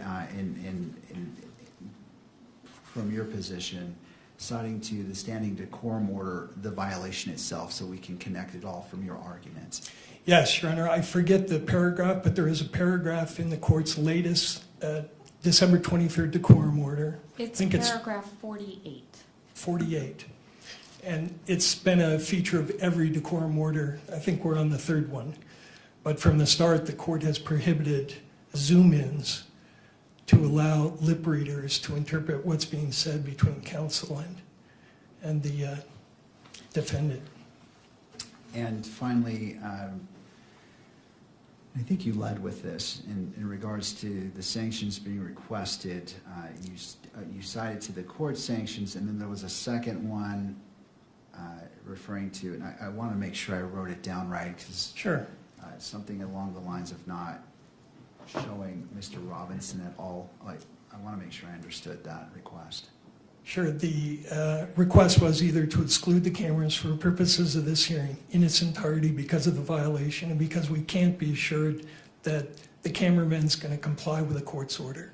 The second request is if the court is not going to exclude the cameras, then it should, at the very least, order the cameraman not to shoot any footage of Mr. Robinson, that the camera should be focused on the court and the witnesses if the court permits that, but it should not be zooming in on Mr. Robinson.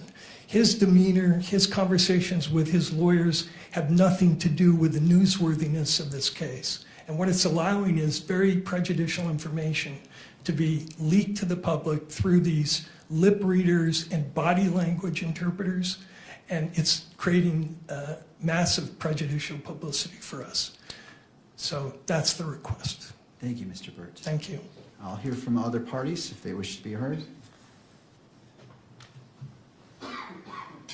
Yes, Your Honor. Michael Judd on behalf of the media entities. I want to take the court back to that specific paragraph of the decorum order because I do want to make sure we're on the same page about this. It's the second sentence of paragraph 48 of the decorum order that I understand is at issue here. It does say no visual recording is permitted of a person's lips so as to be decipherable by a lip reader during conferences involving counsel, at counsel tables, or bench conferences with the judge. The zoom-in language that you have heard referred to previously doesn't fall in that sentence. The zoom-in language comes in the next sentence, which says no one may zoom in on anything on counsel's table or the bench to identify any writing. So those are two separate things. The first that we learned about this was during the break. I briefly reviewed the two videos that the court has reviewed. I understand that those were 9 seconds and 5 seconds long. I identified the provision of the decorum order that I believe applied here, spoke to the pool cameraman about that, ensured that the rule about capturing conversations involving counsel at counsel's table or at the bench so that they may be decipherable by lip readers was an important provision in the court's decorum order, that it should be followed. I understand that the cameraman understands that rule, that any capture of those conversations was inadvertent. I understand the concerns raised by defense in this case about potential prejudicial effect of something that is intended to capture conversations. I don't believe that that's what occurred in this case.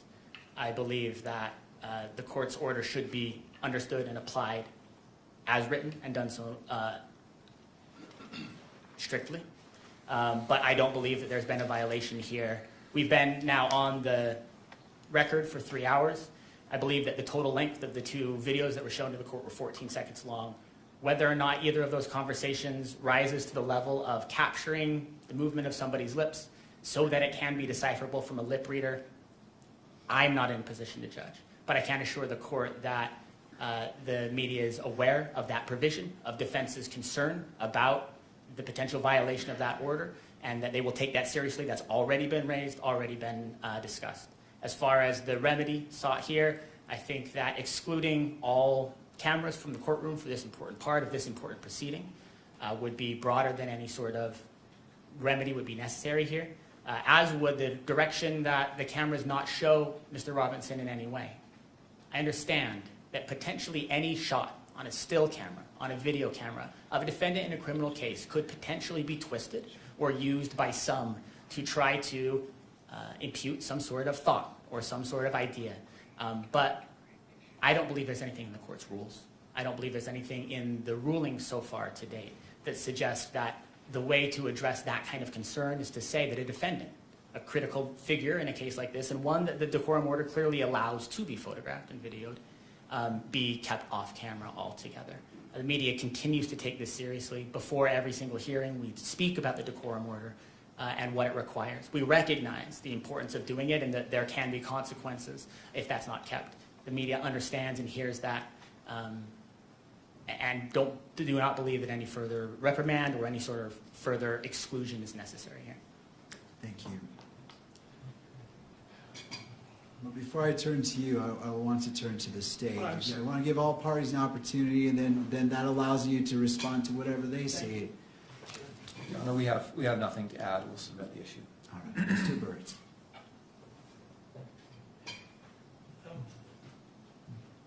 Judge, the problem with that explanation, that's the same thing they said last time, on December 11th. And on December 11th, there was a same violation. Lip reader. I can pull up for the court what the electronic media did with the prior violation. They hired a lip reader. The lip reader purported to derive a confession from the incident, and they posted that. It's still up there. So it's great that they apologize, but once this kind of damage is done, it is irreparable. And we can't continuously have violations where the media gets up and does this mea culpa, and they just continue to do the same thing. And I point out to the court, this is the same pattern that happened in the Korberger case that's discussed in the motion we filed today. And eventually the court there had to order that all coverage of Mr. Korberger's face was prohibited. And we attached that order to the motion that was just filed with the court. And I understand the media's desire for dramatic coverage. I understand how they want to incriminate Mr. Robinson.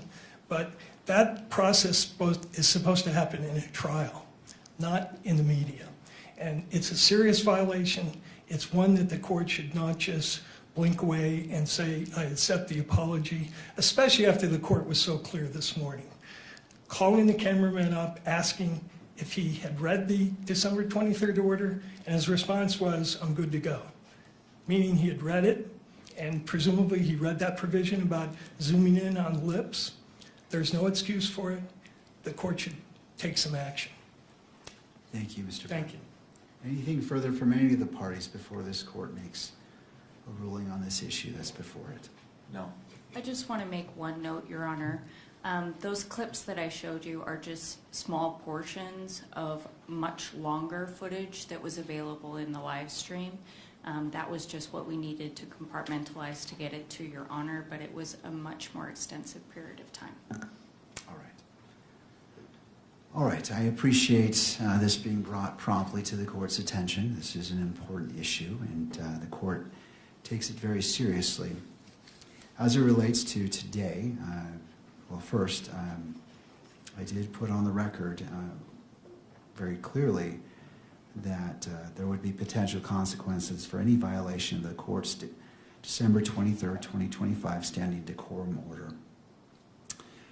For the first part, well, and I've also had a chance to view the two clips that was presented. It was shown to all parties. The first appeared to show an attorney, Mr. Robinson, speaking for about 9 seconds is what my memory tells me and reminds me. The second clip was for about 5 seconds.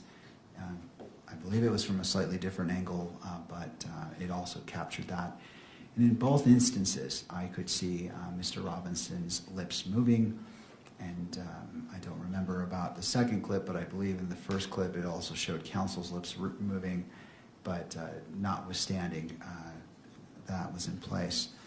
I also refer to a statement made by the counsel for the news media, and going to, it is paragraph 48, and I will read it in its entirety. No audio recording is permitted of the conference involving counsel at counsel's tables or during bench conferences with the judge. No visual recording is permitted of a person's lips so as to be decipherable by a lip reader during conferences involving counsel at counsel's table or bench conferences with the judge. No one may zoom in on anything on counsel's tables or the bench to identify any writings. Now, in regards to the zooming, I know there was a representation, and it's easy to, as you're reading, to kind of combine it, but I'm not finding that zooming in relates to the lip reader portion, but that's not material.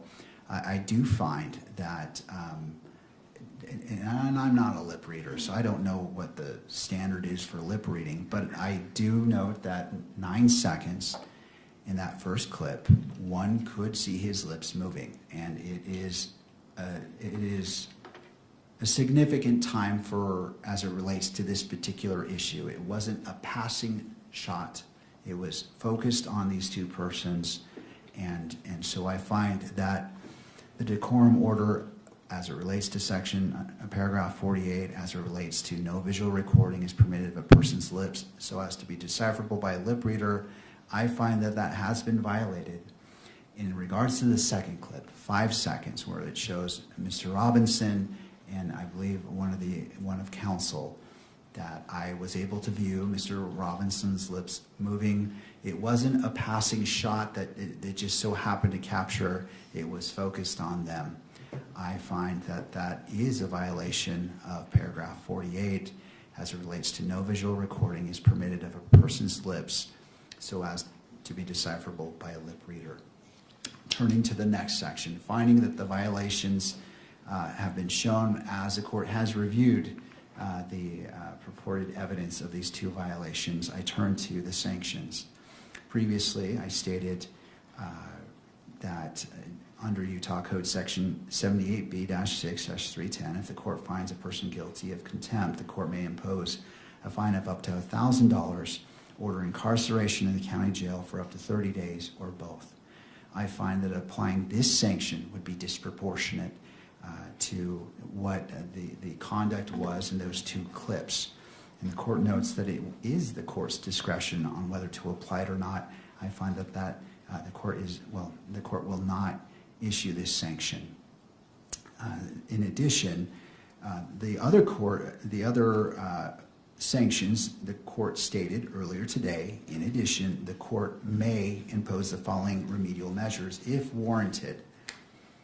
Immediate suspension of video transmission of the hearing, with proceedings continue only on an audio-only basis for this proceeding where the violation occurred, and disqualification, if necessary and narrowly tailored, of the news organization that filed the request in order for the electronic media coverage of the court proceedings for the hearing in which the violation occurred from providing pool camera operator services in this matter where the court determines such a measure is required to ensure compliance with the standing decorum order and protect the rights of the parties.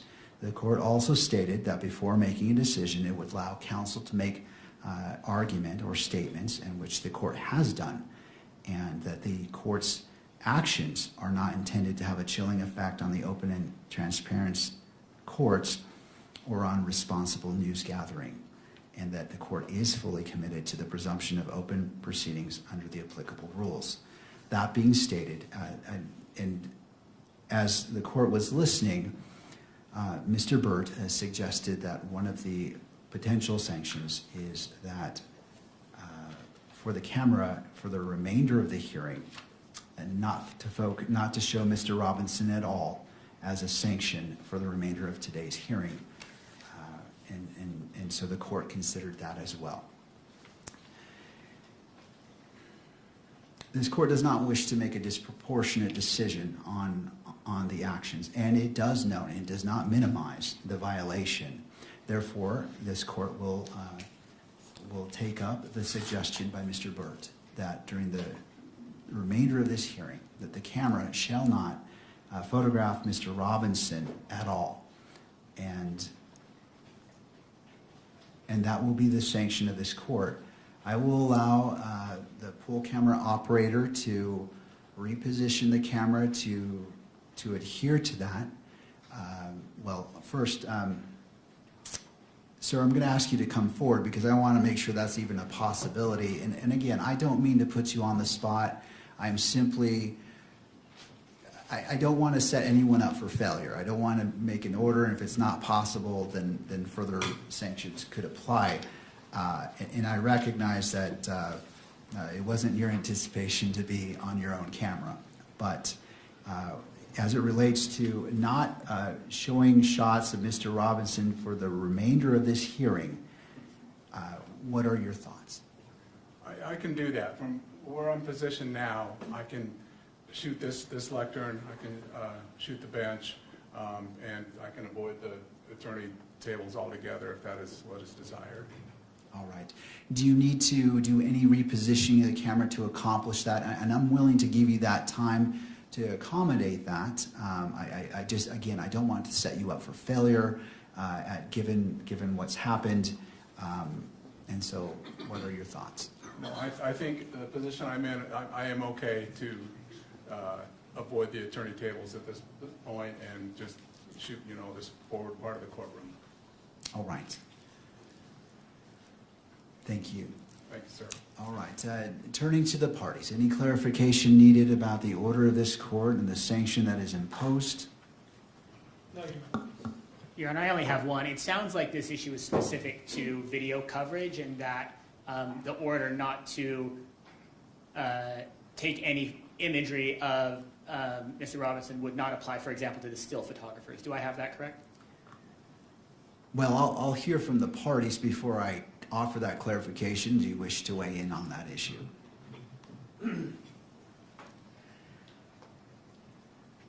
Just to indicate to the court that one of the problems is not just with the audio, with the video coverage, but most of the coverage is not covering the proceedings so much as close-ups of Mr. Robinson and comments about his demeanor.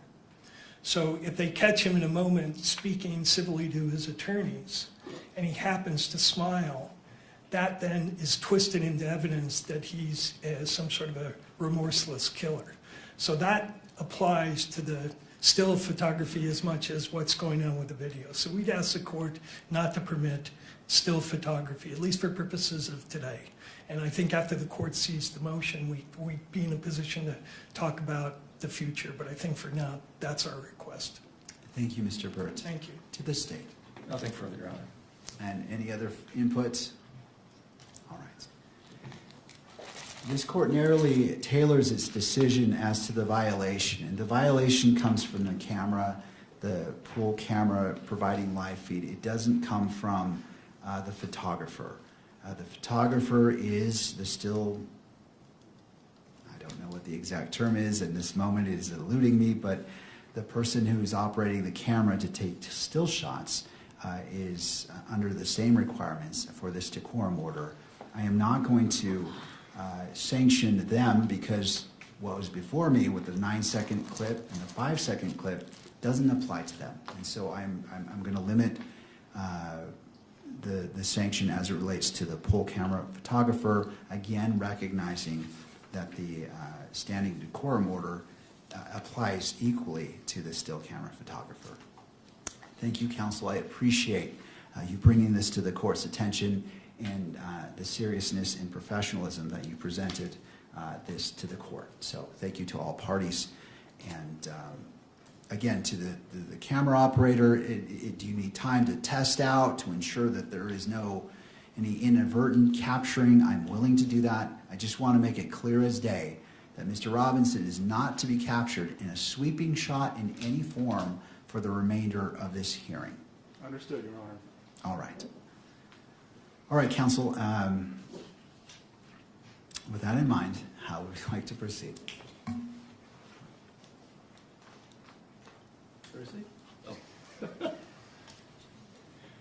We'd ask the court and the clerk to swear in Mr. Gray. Mr. Gray, if you would approach and stand before the court clerk to be sworn in. You do solemnly swear that the testimony you're about to give now before the court will be the truth, the whole truth, and nothing but the truth, so help you God. Thank you. You can sit. Mr. Gray, if you'd like, have a seat. Usually we have water bottles. If not, there's one right here. All right. And Mr. Gray, I'm sure you've heard this before, but if you could position the microphone close to you, just to ensure that the record picks up your testimony today. Thank you. Mr. Novak. May I proceed? Yes. Thank you.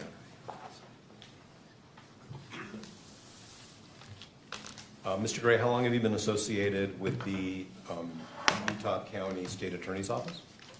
3 years. Okay, and was it 3 years ago that you were elected to be the chief prosecutor of that office? Yes. All right. And had you ever previously been associated with the Utah County Prosecutor's Office in any other capacity? I've defended on criminal appeals. I was a criminal appeals attorney for the state of Utah for 23 years, so I represented the state of Utah on those criminal appeals, which would include Utah County. Okay. And did you ever have any professional relationship with the Utah County Attorney's Office in any other capacity other than the appellate work you did before you were elected? Not to my recollection, no. Okay. Because we're in an open session and based on some of the guidance from the court, I'm going to ask you questions. Well, let me back up. How many prosecutors are in your office right now? Well, that are with our courts, that are actively engaged in our court system is 30, and then we have screening prosecutors as well, and that would be another 7 or 8. Okay, so I'm going to try to... I should stop because I also, my executive team, they don't have courts, so there's another 5 of them as well. Okay, so let me ask a better question. How many prosecutors in your office represent the state in felony matters? Well, all of them that I just described. 30? I mean, even the screeners. Yes, the screeners, my executive team, they are assigned to special cases. Usually my executive team, for example, aggravated murder cases, some homicide cases. So they also are prosecuting and represent the state in trials. Can you explain what you mean by the executive team?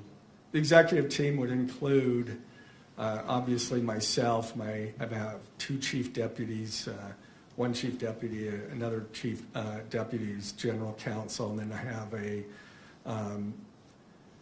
I have a division chief over major crimes and a division chief over general crimes. So is it fair to say that there are at least 24 prosecutors in your office who have substantial experience prosecuting serious offenses? 24? I don't know that I'd go as far as 24. Okay. Certainly all my SVU attorneys have that experience. Most of my violent felony attorneys have that experience too, but not all. Okay.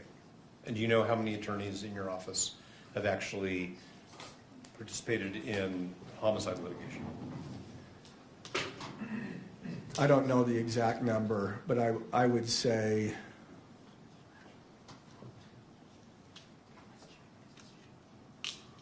maybe 15. Okay. But I guess I should clarify, not all of them have the experience in aggravated murder cases. And that's why we specially assign those attorneys. Understood. And how many do you believe have experience in aggravated homicide cases?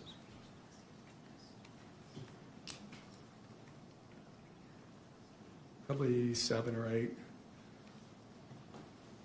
And are all 7 or 8 assigned to this case? No.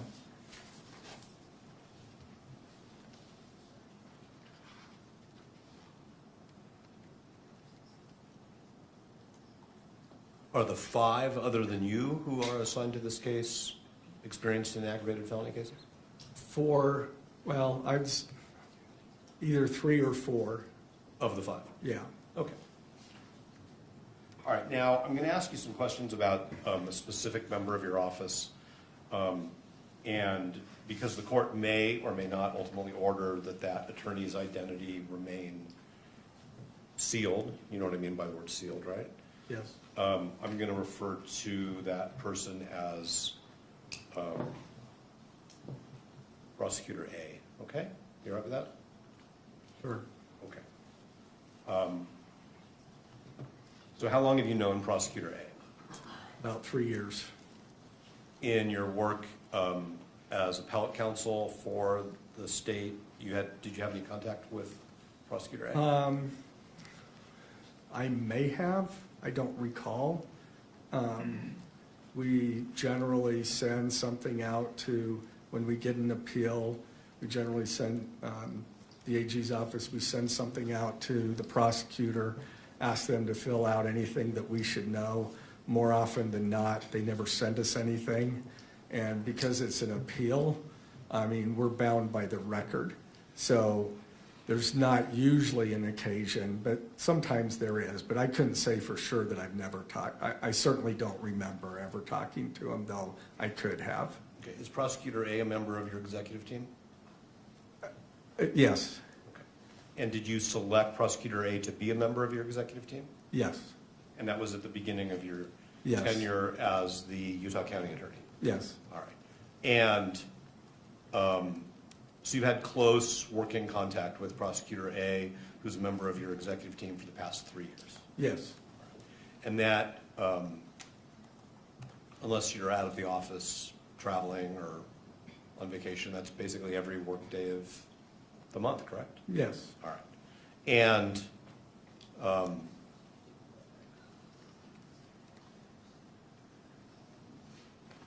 have you met members of Prosecutor A's family? Ever? Let's just start with ever. What's that? Ever. Have you ever met members of Prosecutor A's family? I have met his wife. Okay. I don't know if I've met his kids. I may have in passing, but I don't really, if I did, it was like at a function, they say, this is my family, and introduce me, but I don't remember. Have you socialized with Prosecutor A and his wife? I think we went out to dinner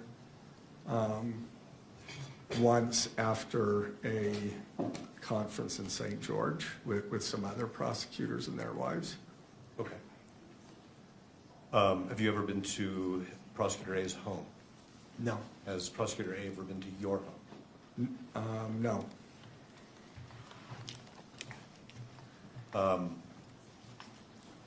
You engage in recreational activities in any way with Prosecutor A? no, Whatever you do, running, pickleball? no. I need to do more running, but unfortunately I don't. All right, understood.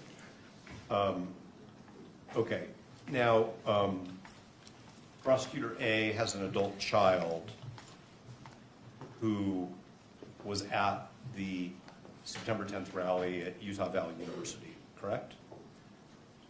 That is what I mean, I don't have personal knowledge of that other than what they have told me. So like, I never saw that adult child, but I'm assuming, yes, that's true. Okay, but on September 10th, 2025, at the moment that Mr. Kirk was shot and ultimately died from that shooting at Utah Valley University, you were in Davis County, right? Yes, I indicated in the motion that it was Ogden, but it was actually Layton. So it was Layton, Layton. yes. Okay, And I think that's Davis County. all right, that's what I thought. And Prosecutor A was with you? Yes, Okay, and isn't it true that while you and Prosecutor A were in Davis County, you learned from Prosecutor A that one of his adult children was at the rally and was texting him about their experience? Yes, I mean, we had just broken for lunch, and he showed me the text, Charlie Kirk got shot. And that was a text that he showed you was from one of his children, right? Yes, And you knew at the time that it was a text from one of his children, right? yes. What did he say to you? So I'm talking about Prosecutor A. He said, look at what my child just showed me. And that's about it. And then he said, I should be getting down to UVU. Okay. And then he left. Yes. And he, as far as you understand, he drove down to UVU. Well, he drove towards UVU, yeah. He drove in the area. Okay. Ultimately, I met him, and then we drove together to UVU. Okay, so you, according to the pleading that and you authored the pleading that was filed. Yes, I did. Okay, so that, for the court's benefit, that's the state's opposition to the motion to disqualify. You Yes. authored that, correct? Yes. All right. And in it, you said that 10 to 15 minutes after Prosecutor A left the event that you were at in Davis County, you left.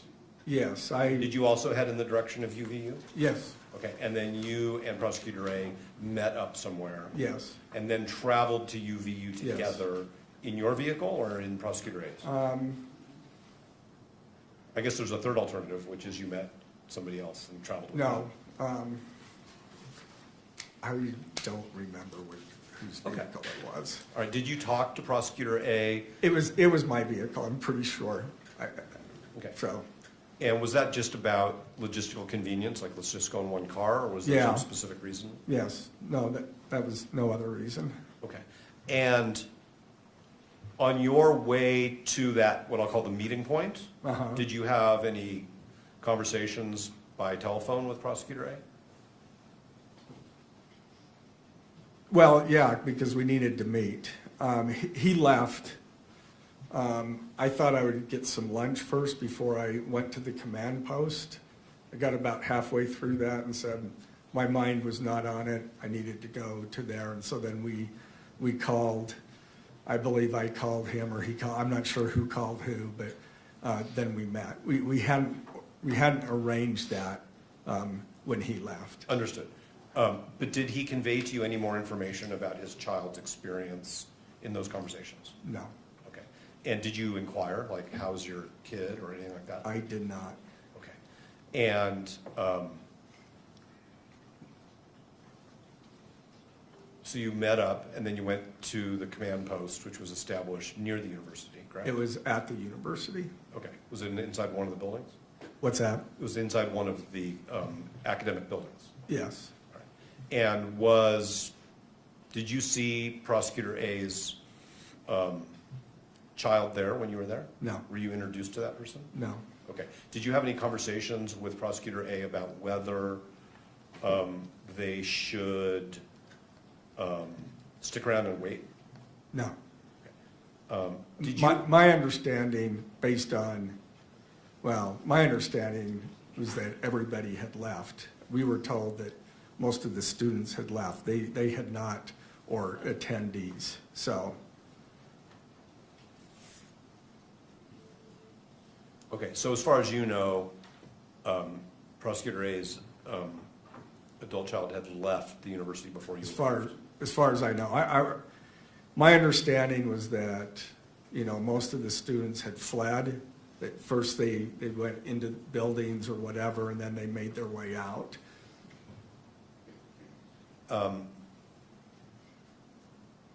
You are aware, I'm sorry, that's not a question. Give me a second, Your Honor, if you would.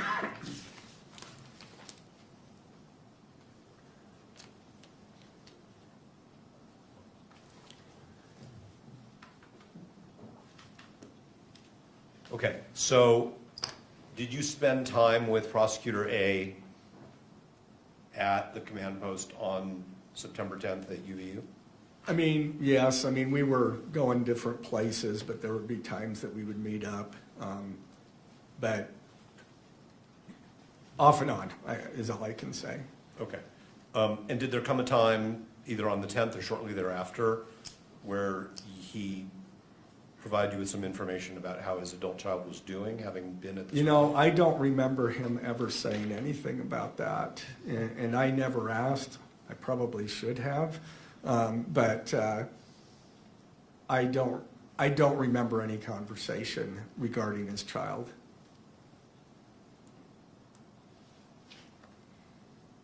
Was there anybody else at the rally who you are friends with, or is a relative of yours, or a close coworker that you're aware of? I know that there were some people in my LDS ward whose children were there. Okay. And when you say some people, could you be a little more specific? Like how many different families? Just members of the ward. Sure, but do you know how many different families that would be?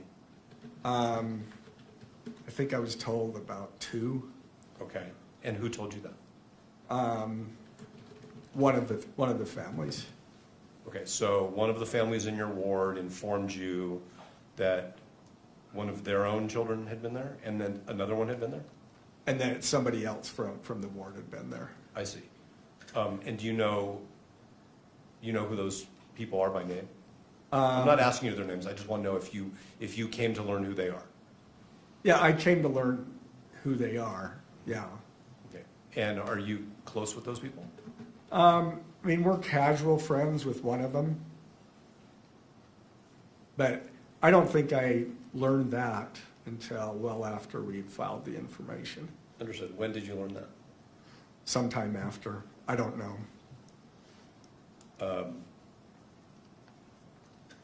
So the information was filed obviously in mid-September. Yeah, just in 6 days. So Right. Okay.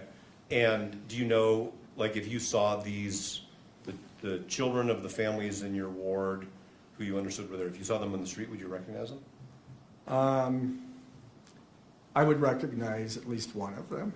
Did you ever have any conversations with them or their parents about their experience? I tried to stay away from that, other than they told me that the one was doing just fine and the other one was shook up. Okay. And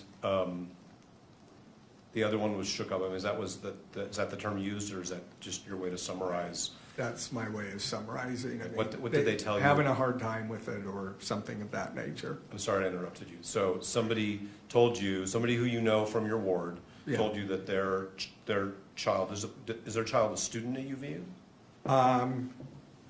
Probably.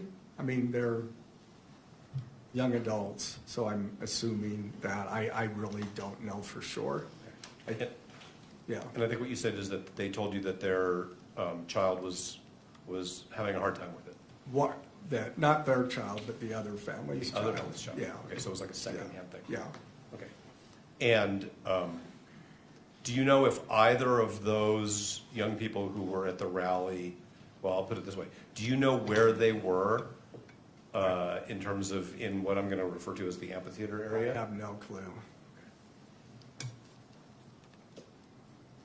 The one who was having a hard time with it, did you share that information with the prosecution team? I may have. I don't remember. I may have in passing. Did you ever suggest to any of the law enforcement officers that that person be interviewed because they were impacted by what they experienced? No. We don't interfere with the investigation. We try to assist. But law enforcement, they identify who they want to locate and who they need to interview, and I leave that to them.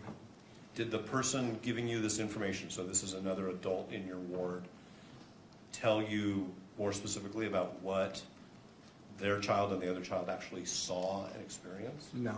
Okay, so you don't really know much more about where they were, what they saw. All you really know is one of them was having a hard time Yeah. with the experience that they had. Yeah. Okay. I understand you said that you don't interfere with law enforcement, but if you learn, even if it's somebody you know through your community, that somebody has suffered some emotional harm as a result of a criminal act that you are responsible for prosecuting, that's not information you would give to an investigator so that they could determine whether or not, so that they could go interview that person? I didn't consider that as really relevant to the investigation, so no.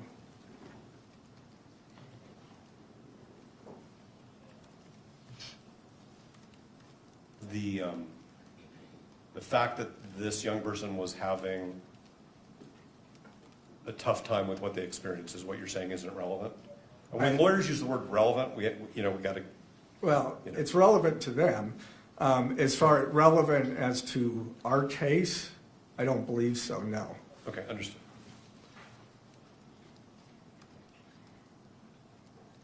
Now, there was a point in time in October, I think it was October 20th, where Prosecutor A sent Mr. Robinson's counsel an email disclosing that his adult child had been at the rally, providing us with some information. Yes. And so my first question is, were you part of a decision to disclose that information? Yes. Okay. And were you part of a decision as to how that information would be disclosed or how much information would be disclosed? Like what led to that email? Well, there was no decision needed as to how much. The decision was to provide the information that we ultimately provided you. And that is not because we believed that there was a conflict of interest, but that was out of an abundance of caution. I understand it's your position that you don't think that there's a conflict of Right. interest. But I think that's clear. All right. Did the entire prosecution team, as it was constituted on October 20th, discuss this bundle of information that was being disclosed, or was it just you and Prosecutor A? I know that me and Prosecutor A discussed it, and he may have discussed it with others. I don't believe anybody else was there. When you discussed it? When we discussed it, one of them may have been, or two, I don't know. But the information that you obtained, sort of if I may, in the heat of the moment back on September 10th in Davis County, that Prosecutor A's child had this experience. And the text messages that went back and forth in the family, that information was shared with the prosecution team, correct? Everybody knew eventually. Eventually. Sure. I mean, yeah, eventually. Okay, so, I mean, I only knew the fact that she was there. At the time, I only knew that she was there and that she left. That's all I knew. okay. But is it fair to say that you didn't set up any, I'm going to use a term like firewall, to keep the rest of the prosecution team isolated from this information that one of their colleagues' children had this experience at UVU on September 10th? No? Is there a written policy in your office, either that existed when you arrived or that you've prepared since then, for how to evaluate whether one of your prosecutors needs to be screened off from a case?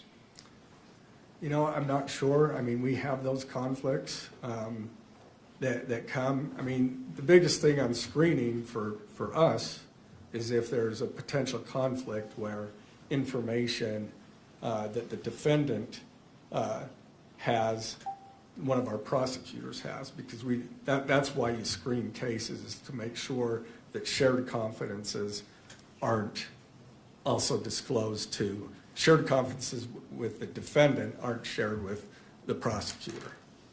But you could agree with me that there are other types of conflicts that can arise other than what we might call the, privileged communication. There may be, I mean, I think there can be, I can't think of any right now, but I think the rules are pretty clear with respect to shared confidences.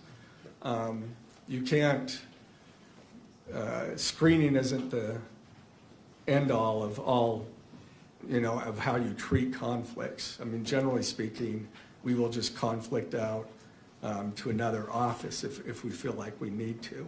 One example, well, I won't go into that, but, I mean, we've been threatened before, and there was an investigation, and, of course, we conflicted it to a different prosecutor's office, because in that case, we were potential targets of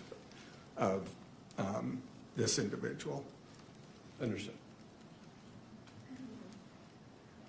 Okay, so you're not sure if there's a written screening protocol, but what you're saying is when we know it when we see it. Well, Sort of what I'm hearing you say. sometimes we do. Sometimes I've had attorneys that felt like they couldn't talk after they've been conflicted out to at least know the victim, but notify the victim that that we were going to switch the prosecution. But there may be, I just honestly don't know. We keep an eye on those things and rely on our attorneys to notify us when there is a conflict. But you knew as of September 10th that Prosecutor A's daughter attended the rally, correct? Was in the crowd, correct? Yes. Heard a shot fired, correct? That, at that moment, I don't know that I knew that. Okay, but you know it as of today. Sure, I because know you it read now. their affidavit, Sure. which says that. Well, I knew it once all of that information was disclosed to me. Okay. And that they had to, with many, many, many hundreds of other people, run for cover and get out of the open space where they were, correct? Yeah, I don't know that they had to, but that's what they did. Well, you've seen the video you've probably seen many videos of that day, right? Yes. And weren't there law enforcement Yes. officers basically directing everybody to leave the open space so that they could I don't secure know it? that I remember seeing those videos of the students or attendees leaving. I mean, I know that they left. I know that they ran away. What we learned later is that the shooter left immediately after the shot. So, Right, but at the time of a shooting, you don't know Sure. how many shooters there are, Absolutely, if there's going to be absolutely. follow-up, Right. if there are explosive devices, like all those things, right? sure. Okay, so let me ask you these questions about, well, instead of giving you a headline, I'll just ask the question.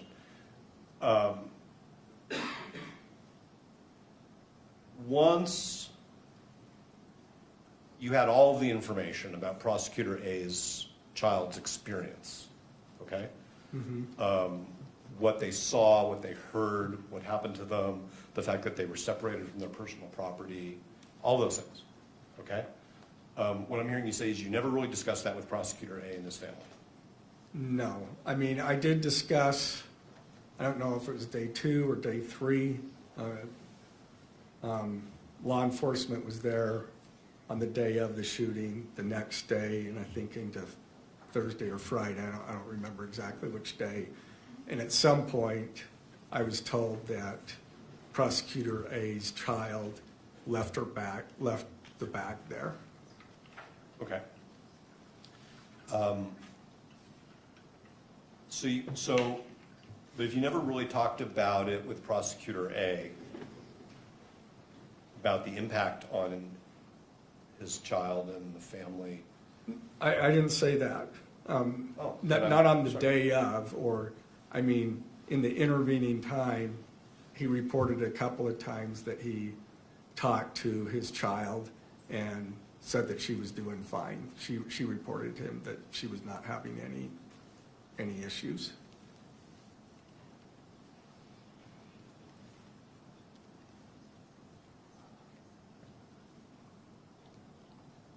Did you ever ask him, well, what about you? I mean, your kid was at this. I didn't. Not that I recall. Did you ever consult with anybody in the Attorney General's office concerning whether Prosecutor A's child's experience raised a potential conflict of interest for your office? No, that's what I did for 23 years with prosecutors, is consult on that. And so I didn't feel a need to go to those folks. I mean, I know how to try to figure that out. So when one of your responsibilities in the Attorney General's office was to consult about ethical issues? Different matters. Different I mean, matters. It could be a variety of things. Okay. And I mean, if you're talking about ethical issues in particular, I don't know that the Criminal Appeals Division was the right folks to consult, but I'm not even sure of who from the Attorney General's office would. So, Okay, but you worked in the Attorney General's office for a couple decades, right? yeah, And what you're saying is that in your role as an appellate lawyer for the state, you would talk to prosecutors, I guess it's somewhat more informally, about ethical issues. yeah, every once in a while, yeah. Sure. And so my question is whether you reached out to anybody in the Attorney General's office about this particular issue. No, Okay. Did you, and when I say you, I really mean you or anybody in your office on your behalf, okay, okay? Because you're the chief prosecutor, right? Yeah. So when I say you, I Yes. mean you okay, and people who work for you. What about the Utah State Bar? no, I mean, they give ethics guidance to attorneys on all kinds of issues, right? yes. Okay. But no No. reach out. Other county attorneys in Utah, in other words, your colleagues who are elected chief prosecutors in their counties, did you discuss this with any of them? No, Are you a member of organizations of what I'll call chief prosecutors? I'm a member of the Utah County and District Attorneys Association, Okay. UCDAA. I'm actually the president of that organization. I'm a member of SWAP, which is the statewide association of public attorneys and prosecutors. I'm actually the president-elect of that organization. That's a lobbying organization. Okay. And do these associations have any mechanism for providing ethical guidance to their members? No. I mean, when we have questions, we may shoot out an email and ask about things. Did you do that in this No. situation? I consulted no one other than my team. Okay. I'm going to ask you 3 more categories just to be clear. Okay. Did you reach out to any law professors who No. purport to be ethics experts? No. Did you speak with any judicial officers No. about it? Court reporter, get the question and the answer. Oh, there you go. Well, I just said that I have talked to no one other than my team, so. Okay.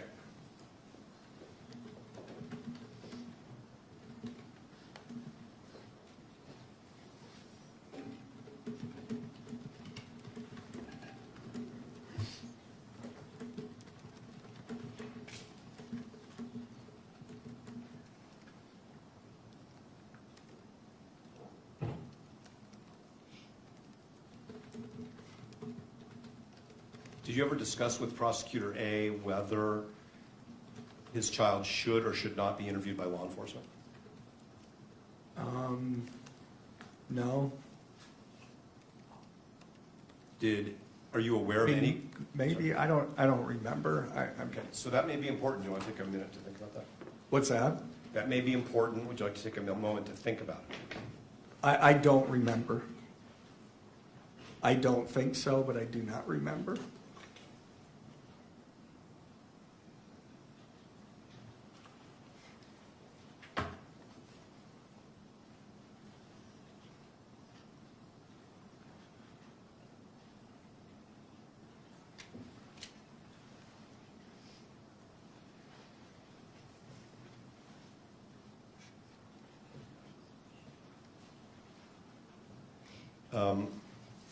The brief that you filed on behalf of the state, I'm sorry, the opposition to the motion has a couple affidavits attached to it, right? Yes, Okay.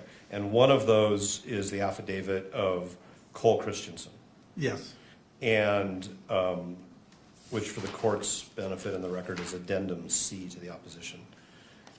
Special Agent Christensen writes in his affidavit that you and he, in mid-December, so that's after the motion to disqualify was filed, yes. went to UVU and basically conducted some observations and measurements, right? Yeah, he was investigating that part. I did go with him because it involved it doesn't involve trial. It's never going to come out in trial. So I did go there and assisted him. But he also had another officer there so that anything that I did could be corroborated by that officer. Okay, but isn't it fair to say that basically what happened there is you said, generally, Mr. Robinson's defense counsel have filed this motion to disqualify. I want to have some measurements done because I want to figure out what risks there were to Prosecutor A's child based on where they were and where you believe the shooter was, right? Yeah, we have very good evidence of where the shooter was. Okay, so I want to, And it was based on Prosecutor A's child indicated where the location that they were, I'll use they, and based on the evidence of where the shooter was. So we wanted to confirm that. Now they didn't know where, obviously where the shooter was, but we wanted to confirm based on, we knew where the shooter was, and so we wanted to confirm. I wanted to address Mr. Gray is that you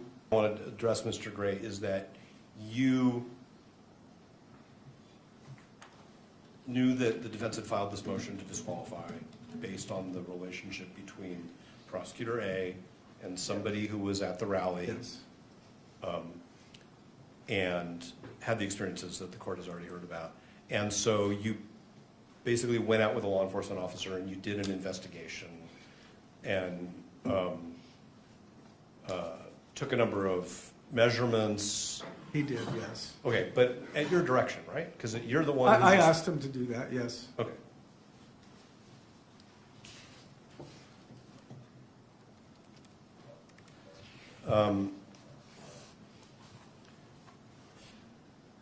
You say in connection with that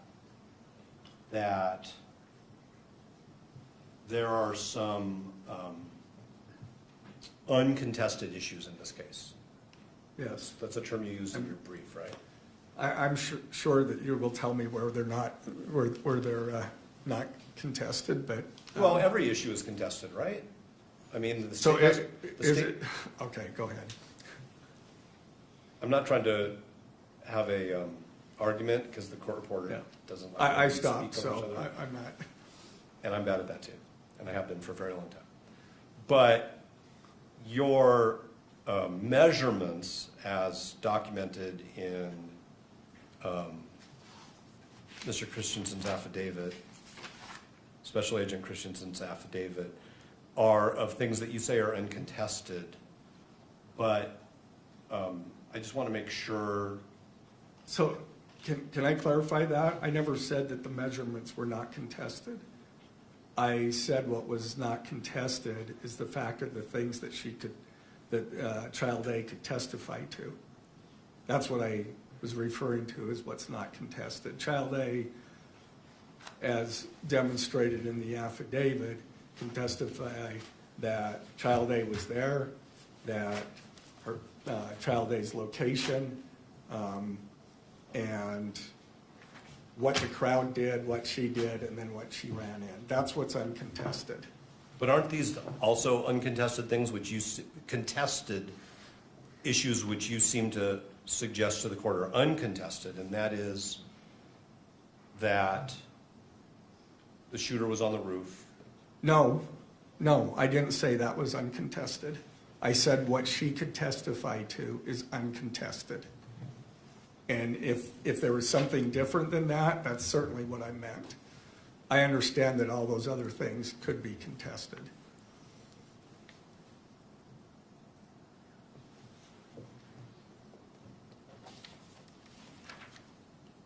Okay. You've made yourself a witness to evidence that you've used to try to advocate to the court that there's no conflict of interest, right? I mean, you basically, even though you're representing the state, you went out and you participated in a what you hope is a systematic way to measure whether Prosecutor A's daughter was in a line of sight from the place where the state alleges the shooter was, right? Sure. Okay. But as far as making myself a witness, I was careful to make sure that there was Cole Christensen and then an officer from UVU. If you look at the case law says that prosecutors can participate in these interviews and so forth. What we do is make sure that someone else is there so that we don't have to testify. And the defense can't force the prosecutor to testify under those circumstances. That's the case law. And it won't surprise you that competent defense counsel have the same practice. We don't interview witnesses without investigators present. Right.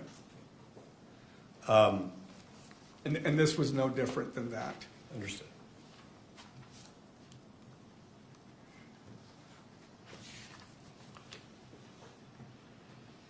Okay, I do want to address another aspect of this line of fire situation, okay? So it's the state's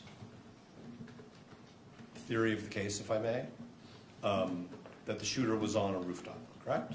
Yes, Okay. And what's the name of the building that the state believes the shooter was on? I don't recall. Okay. And so these measurements that are in Special Agent Christensen's declaration, you're saying were designed to basically, if I may, I'm not trying to put words in your mouth, rule out whether the child of Prosecutor A is in some ways a victim of this incident. Not as far as a victim. We already understood that, based on where the buildings were, that the child was not in that line of fire, but we wanted to provide the measurements for this motion. So what is the significance of the measurement? What is the significance of whether the child of Prosecutor A was or was not in a physical position where they could have been shot? What is the significance of that? The aggravator, as you know, is that we're alleging that when the shooter killed Charlie Kirk, that he placed others in grave risk of death. And you've So now, anybody within that zone, if you will, was placed in grave risk of death. okay, and so you've now gone out and you've done these measurements from the place where you believe the shooter was, and anybody who's positioning at the rally, there's no line of sight, you're basically excluding all of those people from being among those referenced by that aggravator. That's our understanding. We'd have a very difficult time proving that others beyond that point were also in that line of danger. I mean, we could, I guess, we could make the argument, but that would be difficult to prove. And so is it your position that because this adult child would not fall within the category of people to whom the aggravator applies, there's no other connection between those people and the prosecution? Not the crime. I mean, again, depending on whether, again, I rely on law enforcement to provide us with whether they have something helpful or not. We were able to determine based on what child, the prosecutor's child, there was nothing useful. There was no need to provide anything. I mean, we make those determinations when they provide it to us all the time.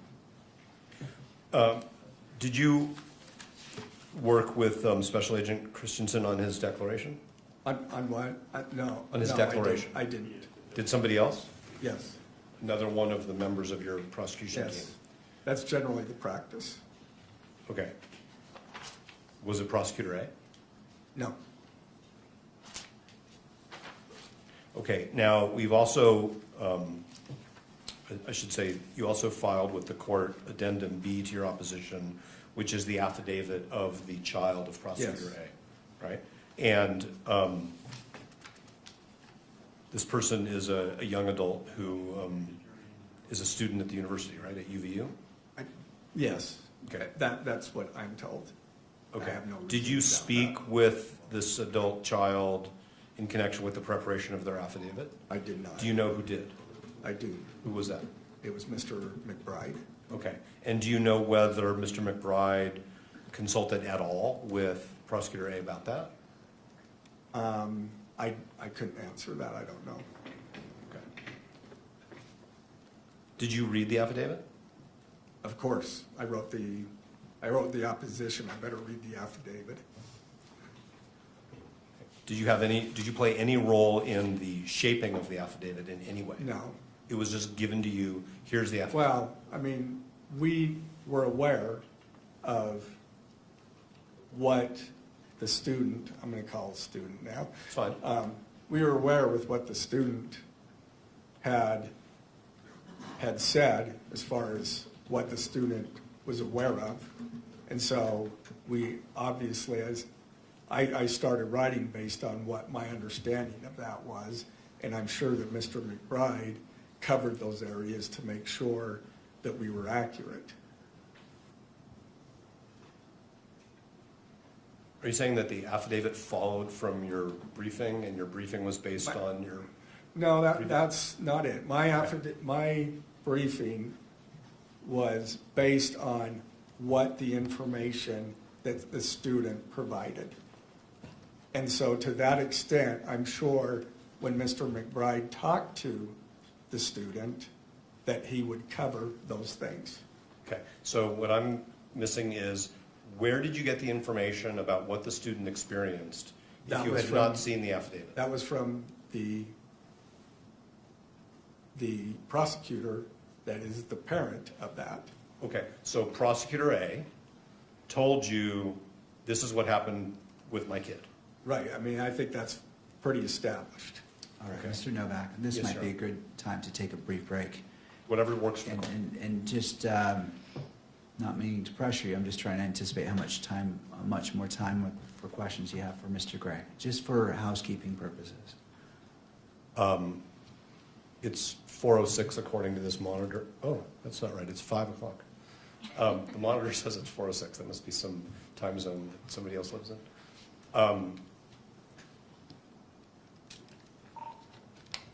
At least another 20 minutes. All right. So we'll take a 10 to 15-minute break, and perhaps council can confer in regards to housekeeping, how we wish to address the remainder of the witnesses, whether in a setting today or a different setting. I'm not saying which way, but if you wouldn't mind consulting, and we can discuss that briefly when the recess is over. That's fine. Do you want to give us some guidance on what works for the court and its staff, because like, I didn't know it was 5 o'clock, but it is. Right. Go ahead and discuss that, and I'll talk with staff as well. That it gives me time to speak with them, and then we can confer Very well. with that. All Thank right. you.